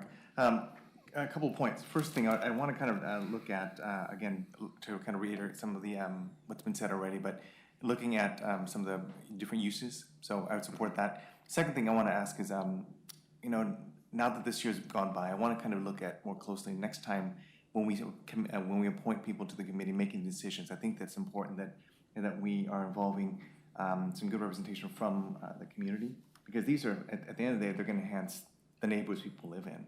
And I want to make sure that it's not just the most vocal voices, the voices that know, that volunteer for it, because it's, and I appreciate the service that people volunteer to do, but also I want to make sure that we're also getting as many voices and as many different opinions, because how we use these funds to improve our neighborhoods is important. And I think that at the end of the day, we need to be aware of who it's impacting. So, because quite frankly, I wasn't aware that this committee even existed. I knew about the one with the budget committee, and that's another thing. So maybe there's some sort of, maybe at a different time, maybe we can review how we appoint people to the budget committee grant selection, as well as this, because I think there's some overlap, right? These are specific funds, specific uses, but then there might be some other uses that may overlap in the budget committee grants. And what are those called? I'm not sure what those are called. Those are the municipal grants. Municipal grants, right? So maybe that would kind of take a broader look at grants in general and see maybe if there's an applicant or an application that comes in that may not qualify under the NEP, maybe it could qualify somewhere else, or vice versa. And also, I guess the third point is that, again, a lot of these applications are prepared by volunteers, and I certainly want to be careful that we don't, just because they didn't have all the exact documentation in place, and if it can be cured relatively easily, I want us as the committee and as staff to be able to say, hey, you missed this document here. If you can provide that you actually went out and got the approval from the appropriate neighborhood association, that they're on board. So things like that. I don't want this to be a barrier to keep neighborhoods from enhancing themselves. So. Okay. Thank you. Councilor Mans. Thank you. I would propose in this particular case, apart from sending this back to the committee if that's what we decide to do. I'd like to direct or ask staff if we should be revising or looking at the very things that we're talking about here today, and if staff could bring something back as to what would be good or bad, I think that would answer a lot of these questions. Thank you. I guess I'd say I'd like y'all to have a policy conversation about HOAs, because I do think there's I hear what the mayor's saying about the importance of ivy removal and whether that should be an eligible activity, but I also know that that public funds need to be spent in a way where there's clear public benefit, and it's more challenging when we're dealing with privately owned and controlled properties. So I think we'll have to have you have some conversation about that. Thank you. And I guess more on the administrative end, just to address Councilor Wen's comments. We, in every case where we did find that there was just, they didn't necessarily go to the neighborhood association to receive letter of support, or there's some missing application component, we would basically just approve that subject to the condition that they provide us with that approval after the fact. So we didn't, to my knowledge, use any sort of crossing the T's or dotting the I's rationale for rejecting any applications this year. Okay, thank you. Councilor Winland? Can we approve the ones that are not taken out then? So can I move to approve those? Yes. So moved. We're talking about the two that... with the exception of those two. I guess. The others. What? Oh, the others. Because we pulled everything out. You had all the other ones on there. I think we still need a motion to approve those. Yeah, absolutely. Absolutely. So they can get moving forward at least. So I would move that we approve those. Second. Okay, any further discussion? And I guess with the direction that we're going to take a look at some of these criteria. So I think that you gave us two pieces of direction. One is to go reconvene the committee to ask them to review those two again. And the second is to come back with a discussion of modifications to the criteria that you might contemplate for future years. And I guess I assume that you all are in agreement with Councilor Wynn that you also want to look at how does the appointment to the committee take place. Yes. All right, so that's what we'll do. Okay. Yeah, three things. I like the number 3. So. Okay, any further discussion? All right, all those in favor say aye. Aye. Aye. Any opposed? Aye. Abstain? Okay, looks like that passes unanimously. Thank you, Mr. Olson. Appreciate you being here. Thank you. The next item on the consent agenda is for the councilors to vote on. This is an appointment to our ad hoc Middle Housing Code Advisory Committee. Mr. David Beckett had been appointed to that, but now his term on the on the Planning Commission expired, and Planning Commissioner Helen Leek has been nominated by the Planning Commission to step into his role, and I agreed with that nomination. So move to adopt Resolution 21-27. Second. Thank you, Councilor Mans. Any discussion? All right, councilors, all those in favor say aye. Aye.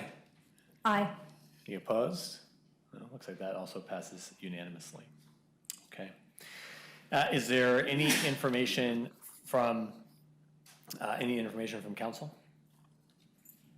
No? Any information? Oh, pardon me, Councilor Mans? Sorry about that. I know it was on the consent agenda, but for the record, I just want to thank all of the many people who are involved in advocating for Helen M. Woods over many, many, many years. It was quite a feat. It's gone through literally dozens and dozens of people throughout the city, so thank you to all. Yes. Thanks, Councilor Mans. Ms. Bennett, Mr. Lewis. Just a reminder that council's on recess for the rest of August, and your next meeting is actually not on Tuesday the 7th, it's on Thursday, because Tuesday the 7th is Rosh Hashanah. Oh, Yes. cool. Thank you for that reminder. Thursday, September 9th. Thursday the 9th. Why am I on here? Go to shul. Okay, well, with that, we are now going to recess the city council meeting, and I will call to order the redevelopment agency. We have a couple items of business here. The first is LORA Resolution 21-06, which is a correction to LORA Resolution 21-03 to include Washington and Multnomah counties. in that resolution. We had previously just included Clackamas County. Is there a motion to adopt LORA Resolution 21-06? So moved. Councilor Winded, thank you. A second? Second. Thank you, Councilor Mance. Is there any discussion? Okay. All those in favor say aye. Aye. Opposed? Abstentions? All right, passes unanimously.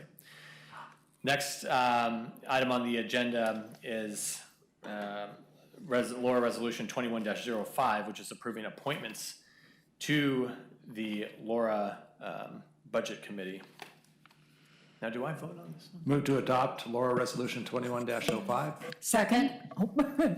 Counselor Burdick, Burdick, please. Okay. All those in favor say aye. Aye. Opposed? Abstentions? Okay, that also passes unanimously. Well, with that, we're now adjourning the redevelopment agency, and we will reconvene the city council meeting for the purpose of a study session. Oh, I don't see William here. And I don't know where the staff people disappeared to, but maybe Nadia can go find William and Evan and ask them. Oh. William went to go get Evan, so Okay. they're on their way. So councilors, you might, Here they I come. was gonna say you might take a break, but I'm glad that we're not gonna do that. 'Cause No. Just in time. Hello, William. Well, William Sullivan, he is one of our Kincaid interns, and he is going to be updating the council on the Certification Office for Business Inclusion and Diversity, COVID, which is one of our city council goals as we work to diversify the folks that we do business with as a city.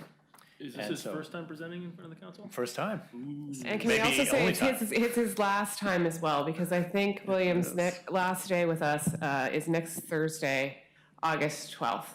So I really want to thank William. I think many of you know he's getting a double advanced degree in public administration or public policy, public administration and law at the University of Oregon. So he's got to go back to school for the second year of his program, which will be the hardest year, I think.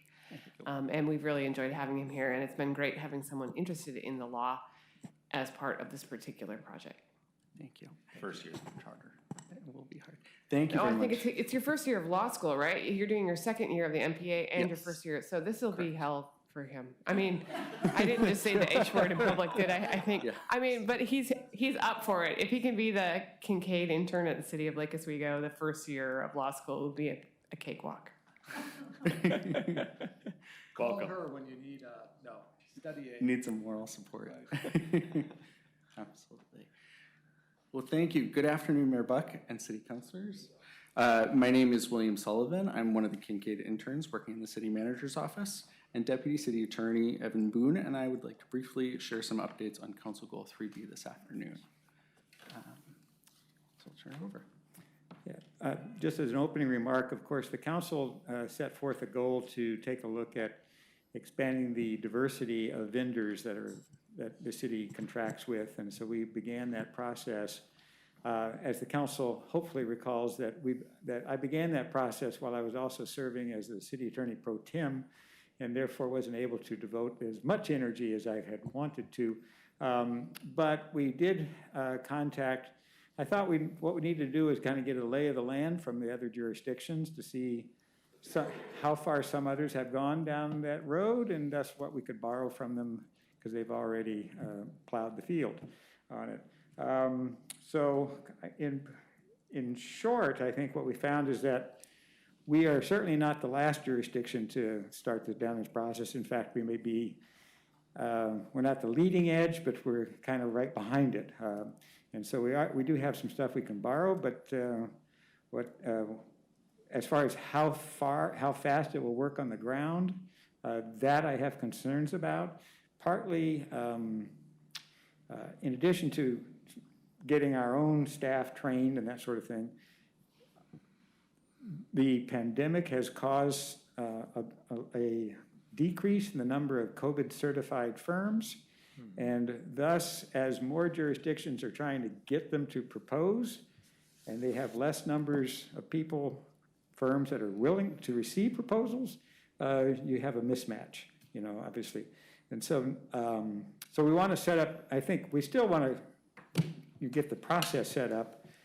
we'll have a real discussion later about what we can realistically expect. And I think that's partly before we start it, and then as we bring in our equity program manager and talk with the communities, the development, the contracting communities about that, what we can actually expect.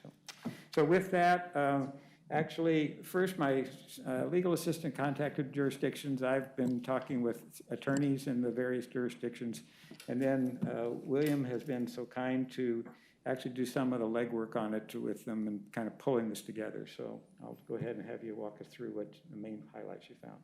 Okay, sure. So just to start, so you are all familiar with the COVID program. I know you've all discussed it before, but the benefits for the city of adopting changes to public contracting rules to allow more contracting with COVID firms are equity of opportunity for businesses that have historically not been represented for bidding for public contracts, more competition against firms seeking city contracts, and by supporting those small businesses, you're supporting a stronger regional economy. So as Deputy City Attorney Boone stated, we've had conversations with many other local governments and public agencies in the area over the past few months. Notes on those conversations can be found in Table 2 on page 3 of your council report. So we found that there's widespread interest amongst cities in contracting with COVID certified firms. Some cities like Beaverton and Portland have had programs for over 5 years. Others are just starting to test the waters. So in particular, Beaverton's well-established COVID procurement program and their purchasing code amendments provide a readily adaptable model for us. The working draft amendments to our public contracting rules, which are found in attachment 2 to your council report, are based on the amendments that they made to their purchasing code. Eugene, the city of Eugene, has taken a less centralized approach and has focused on encouraging and training staff, and I think there's a lot that we can learn from them too. Both cities and others have been very generous with their time, sharing advice, training materials, and forms and documents that have worked for them. So from those conversations, I want to highlight a few lessons that we've learned. Firstly, cities thinking about equity-focused procurement are all using the COVID certification program. The barriers to certification are low for businesses. Business Oregon offers technical assistance to interested business owners, and the program was established by Oregon state law. So rather than set up additional certification programs, folks are using the COVID program. Secondly, others are encouraging us to readily use COVID certified businesses for procurement in smaller dollar amounts. Finding a vendor through the COVID directory for smaller procurement opportunities could encourage that firm to compete for more significant contracts down the road. We also learned that many COVID certified firms are struggling to meet demand right now. As interest in using COVID firms has increased, the pandemic has been difficult, of course, for many of these firms, and some of them have gone out of business. The hope is that entries into the market by COVID-eligible firms in coming months and years, along with renewed in-person outreach, once it's safe to do so, will cause the supply of COVID certified firms to increase. It is also important to note that the share of COVID certified business in any given industry varies widely. Some industries have a high percentage of COVID certified firms, others have a low percentage, while still other industries have no COVID certified firms at all. And Table 3 on pages 4 to 5 of the council report contains a sample of those industries and what percentage of tri-county based firms in a given industry are COVID certified. Other cities spoke to us about the importance of outreach to COVID eligible businesses. The city will have the opportunity to network with COVID eligible businesses through reverse trade shows in the tri-county region, which are often hosted by other local governments and public agencies. If the city would like to set an aspirational goal for the use of COVID firms, others recommended starting with a modest goal and growing over time. Some who have set aspirational goals are not meeting them right now. Given our city's decentralized procurement, staff are currently exploring if and how we might administratively track COVID usage and establish data on the share of COVID certified firms that the city is procuring from. Providing city staff with training, of course, will be essential. Other cities have generously shared training materials that have worked for them. We can supplement and adapt those for our own use. Other cities hold prime contractors for construction projects to good faith effort requirements, which require prime contractors to document the extent to which they are contracting subcontracting to COVID-certified firms to ensure that they are delivering on the COVID-specific promises that they've made when they submitted their proposal. When council set this goal earlier this year, you all also asked staff to examine the feasibility of expanding contracting opportunities to locally owned businesses. The widely accepted legal opinion holds that giving a preferential treatment at a more geographically specific level than the state level is not possible. So while we can't give extra points to local businesses when evaluating proposals, staff can still conduct outreach to local businesses and still encourage them to respond to project solicitations. When the council sets goals earlier this year, several councilors expressed interest in learning more about the city's contracting rules. We've created an easy cheat sheet that is included as attachment 3 to the council report titled Classification of Contracts and Solicitation Requirements. In the columns to the left, there are 4 contract types and their respective definitions. Within each contract type, there are tiered requirements based on the estimated project cost. Those are described briefly in columns 3 and 4. On the right side of the table is what staff will be asking council to set policy direction on. What is currently listed there is a summary of the working draft amendments to the city's public contracting rules in attachment 2. That working draft can be read in more detail there, and those are based on the changes that Beaverton made to their purchasing code to increase opportunities for COVID-certified firms, and they do not represent formal staff recommendations, only an idea of the policy you all might set. So some of those policy questions that staff will ask for input on are, firstly, at the levels of procurement that require a certain number of proposals, how many should be from a COVID-certified firm? If 3 proposals are required, should staff solicit 1 or 2 from a COVID-certified firm? What if 2 total proposals are required? What if 5 total proposals are required? Another question staff will have is, the Oregon Buys e-procurement system is the state's public contracting marketplace. Other cities allow their staff to post an intermediate level solicitation on Oregon Buys instead of soliciting directly from COVID-certified firms. Should we allow the same? Another question is, should the city adopt an aspirational goal? If so, when should the city adopt one, and what should the city adopt as a goal? If the city adopts an aspirational goal, which contract types should it apply to? So those are an example of some of the questions that staff will come back to City Council for future policy direction. But now, I want to thank you all again for the chance to present to you this afternoon and see if you all have any questions, and also hear from you all if there are any additional information that would be helpful for you all when staff return so that you can set policy. So thank you all again. That's great. Thank you, Mr. Sullivan. Great report. I really appreciate all the work that you put into this. I have a question about the question as to what, how many quotes, we require how many quotes we would get for, so how does that, wouldn't we just want to encourage as many as possible? I mean, what would happen then? What does the requirement mean, I guess? We don't stop until we Well, get this.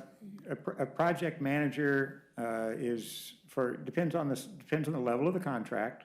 And we're talking, at this point, I would just be services, trade services, that sort of thing, and goods, sort of thing. I set off personal services and public improvement because that's kind of a different ball of wax, and even architects and engineers is a third ball of wax or type of deal. Okay. But and we do a lot of service contracts and goods contracts. So under 10,000, there's multiple quotes, which under our current rules, which is like 2. That's the minimum, and of course the project manager can always solicit more.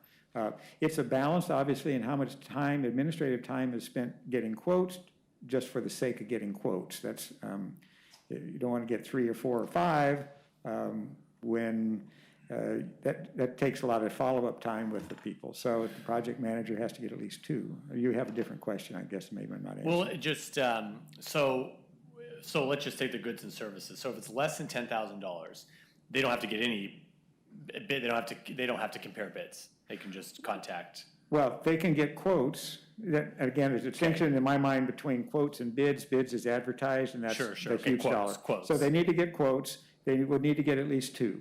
Okay. And frequently 3, because it's the same process as getting for the higher level, the intermediate level, and it protects you against amendments that might be coming along in the project, because there's a cap on how much you can go on above the small amendment process. So I encourage project managers to get 3. So so for less than 10,000, the working draft policy says, refer to the COVID directory before contacting vendors. Right.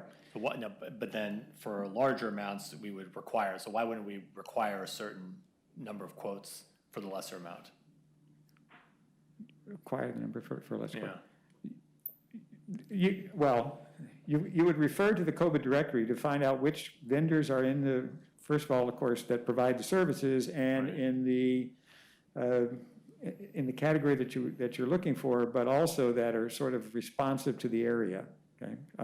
So who's around, that can provide the service and provide the goods on that. When you move up, then we're looking at, should we have 1 or 2 from that list? Okay. Maybe, see, in the lower list, you might say, we're just going to look at just the COVID certified, because we only need to get 2 or 3, So we might say, we'll get them all from the list. Okay. When you start moving into the intermediate category, you definitely need to get 3. And so the question is, you could get 3, 4, 5, type of thing, but do you want to sort of mandate that you get direct 1 or 2 from that list? Right? Okay. Conversely, although in the small procurement, there may not be people who are in the immediate area. If you mandated we had to get 1, how far out do we have to go geographically to try to find a proposer who's probably not going to be able to, who's not going to submit a proposal, type of thing. So that's the sort of administrative workload. And I think that's also a question, or at least the answer to that maybe is part of the evolutionary process as we go through this. Okay. I don't think the rules we adopt should be the rules forever. Okay. So as we evolve with our equity program manager and with our communications with our vendor communities in minority communities, that's where we want to talk about, well, how far out do we reach and how accessible are you, type of thing. So. Okay, thank you for clarifying that. Questions, first from Councilor Mance. Thank you, Mayor. Thank you for the excellent presentation, and thank you for being here tonight. You had mentioned within your presentation about the aspirational goals aspect, which I'm very interested in, and you talked about data tracking and staff training is what I noted. In your research, data tracking, can you tell me just a bit about that? Sure. Thank you, Councilor Mance. So I think the difficulty with tracking, and we're working this out with staff, we're having those conversations now. A lot of cities have a centralized procurement department, and the tracking lives in one place because everything comes in and out of one place anyways. We have a decentralized approach. So we're figuring out what the tracking might look like. Okay. So we'll have more for you. Great, perfect. Thank you for clarifying that. Of course. Thank you. Thank you, Councilor Mance. Councilor Nguyen. Thank you very much. Of course, you all know this is very near and dear to my heart.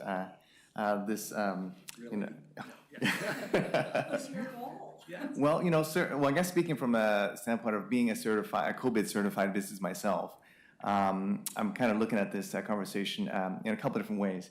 On the one side, we've got services and goods that are kind of smaller dollar amounts that can typically be performed by one firm. There's those types of contracts, right? And so if we go and bid those, those are things that are kind of the easy things to track.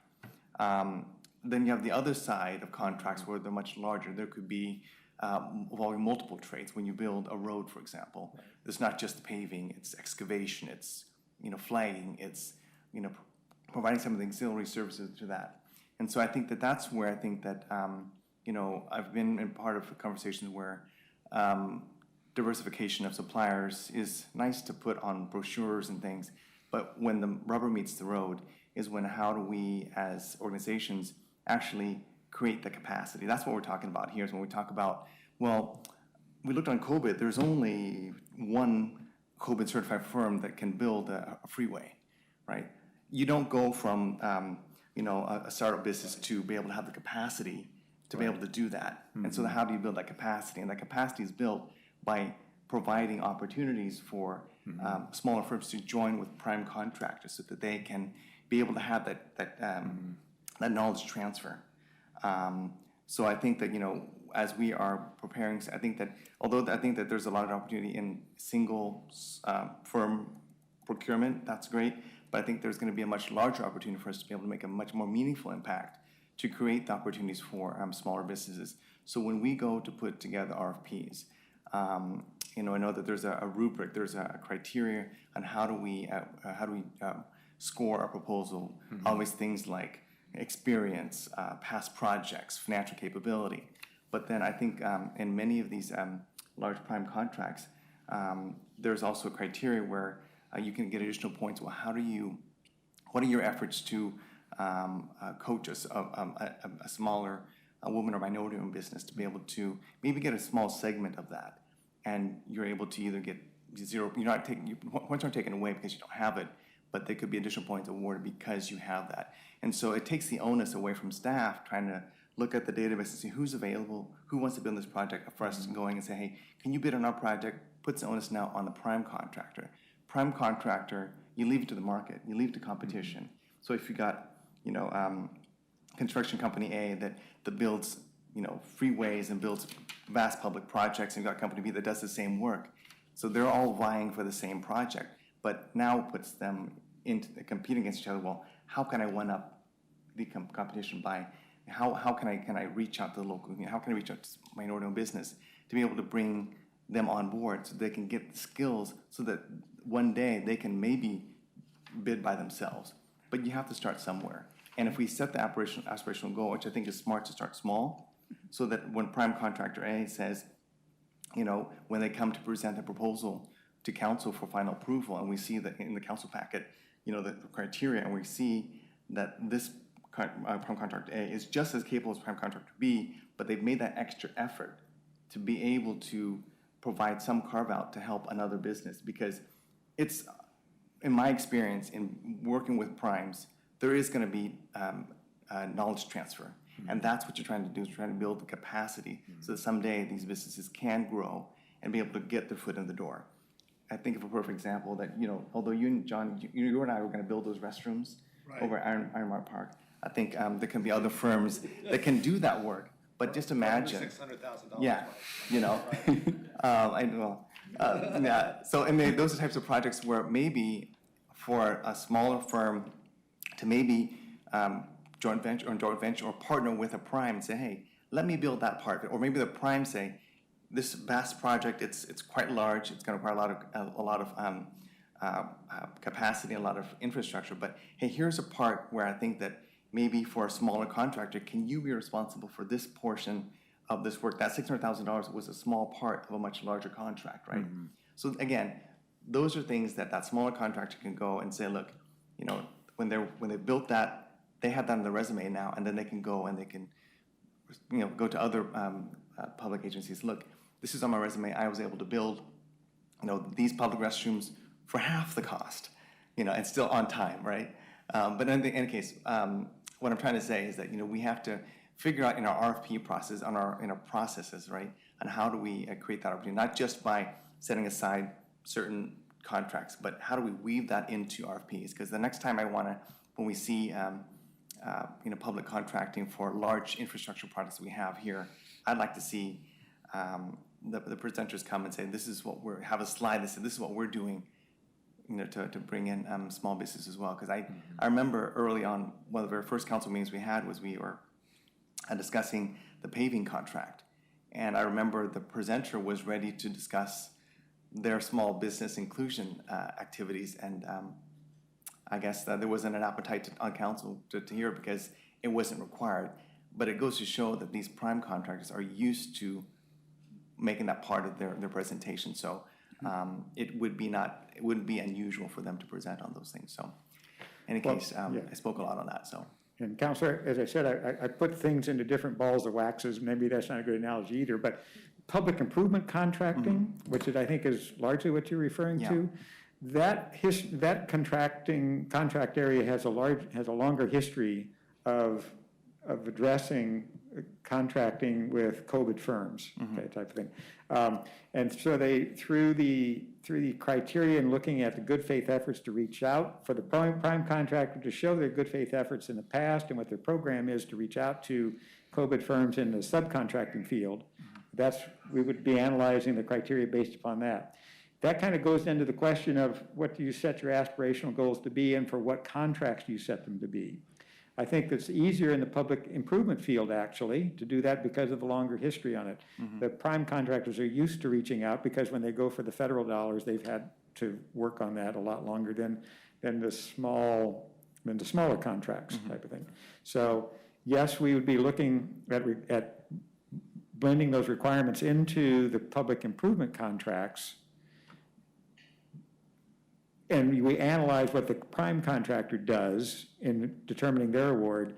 That's a separate function then in how we and staff award our direct contracts, to COVID firms. So the smaller services and goods type of thing. So those are, yes, two large aspects.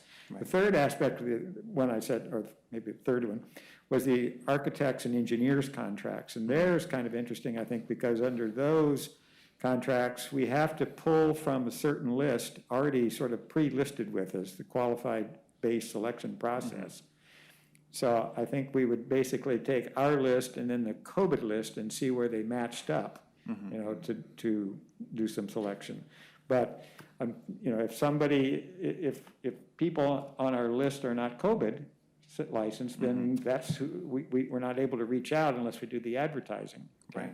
So we would want to reach out to that community as we advertise for who wants to be on the QBS list, be able to give them to include them in those architect engineer contracts. So different types of contracts have to be analyzed and the criteria differently.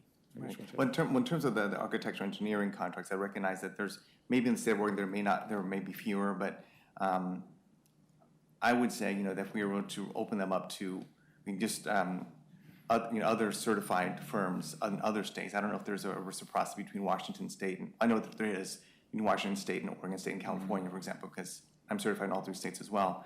But that might be something where I know we can't make local a requirement. However, I do know that in my context, when I work with airports, for example, you often will have minority-owned firms out of state, but as part of the RFP, they're also encouraged to work with local firms to form a joint venture so that there is some of that, building some of that local capacity as well. Right. And that's somehow we wouldn't have been able to award some of our contracts for our engineering and architectural work as well, where there may be a firm based in Arizona, but they're highly encouraged to partner with a firm based here in Oregon or Washington. Okay. And again, building capacity. Yeah. So my only point is when we go out for soliciting who wants to be on the QBS list, we need to look at the COVID list to try to encourage those firms and perhaps Washington and Oregon, Idaho, et cetera, similar lists. You got to be on our list though before we can actually award you the contract. Councilor Willett. So I've got a couple of questions. This is great work, William. I think you'll do very well in graduate school based on the report. This is wonderful information. I guess two questions.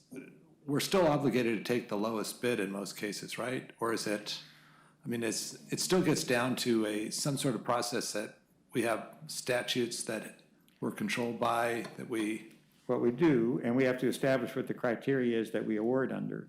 Okay. It could be, and that's a decision that we have to come back to the council on and asking what the criteria is relative to COVID. Do we just pull from a list and submit the quotes? That's one way to do it. Or do we give points for COVID licensed firms? If that's the case, then we're looking at different criteria than just low cost. So that's an issue for the council. Okay. Then the other question is, we're in some consortium groups that you get a deal on bathrooms because it's, cooperative purchasing agreements. Yeah, what a deal. Right. But in the big picture, how is that effective? And are there a lot of COVID firms that are in those consortiums or into the, I mean, because some of the things that we do, the practices of purchasing something, we have those pre-established guidelines, and they may come in a lot lower than anybody else that we would have, right? Yeah, I think there's two possibilities there. One is the cooperative purchasing agreements that are through the state of Oregon. Okay, so I think we'd have a fairly high response in COVID firms and that sort of thing, because they would certainly participate. That's one of the Oregon buys question, okay? Because that Oregon buys is the state's, they used to call it OPRIN, but it is the state procurement process, so that's one thing. But if we're looking at national permissive cooperative agreements, then the chance of the vendor, I mean, they may, but the chance of the vendor being on that, having participated in that project and been awarded, you know, is a lot less. And so then we have to look at how do we encourage continuing purchasing through the cooperative purchasing agreements? And that kind of gets down to, well, what's the criteria? How much points, if you will, does one award? So we have to look at that. Okay. That's an unanswered question. And so in the big picture of things, I like a lot of the work and a lot of the ideas that you have. I think, and I agree 100% that it's going to be an evolving process as we continue to get more and more engaged in this. Just having staff training that this is on their radar when they go to make a purchase is going to be, I think, a big, huge, helpful step.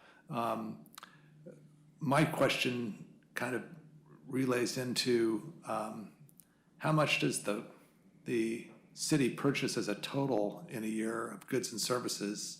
And I know that I wouldn't expect you to have that off the top of your head, but I think it would be interesting to find out what buckets some of these things come into to see if we can actually make an impact. Because to Daniel's point, some of the contracts that we are awarding are to big companies, and they need to have in their culture and their processes, they need to align with us. And so I think that's going to be the bigger way of trying to get that done, because I know that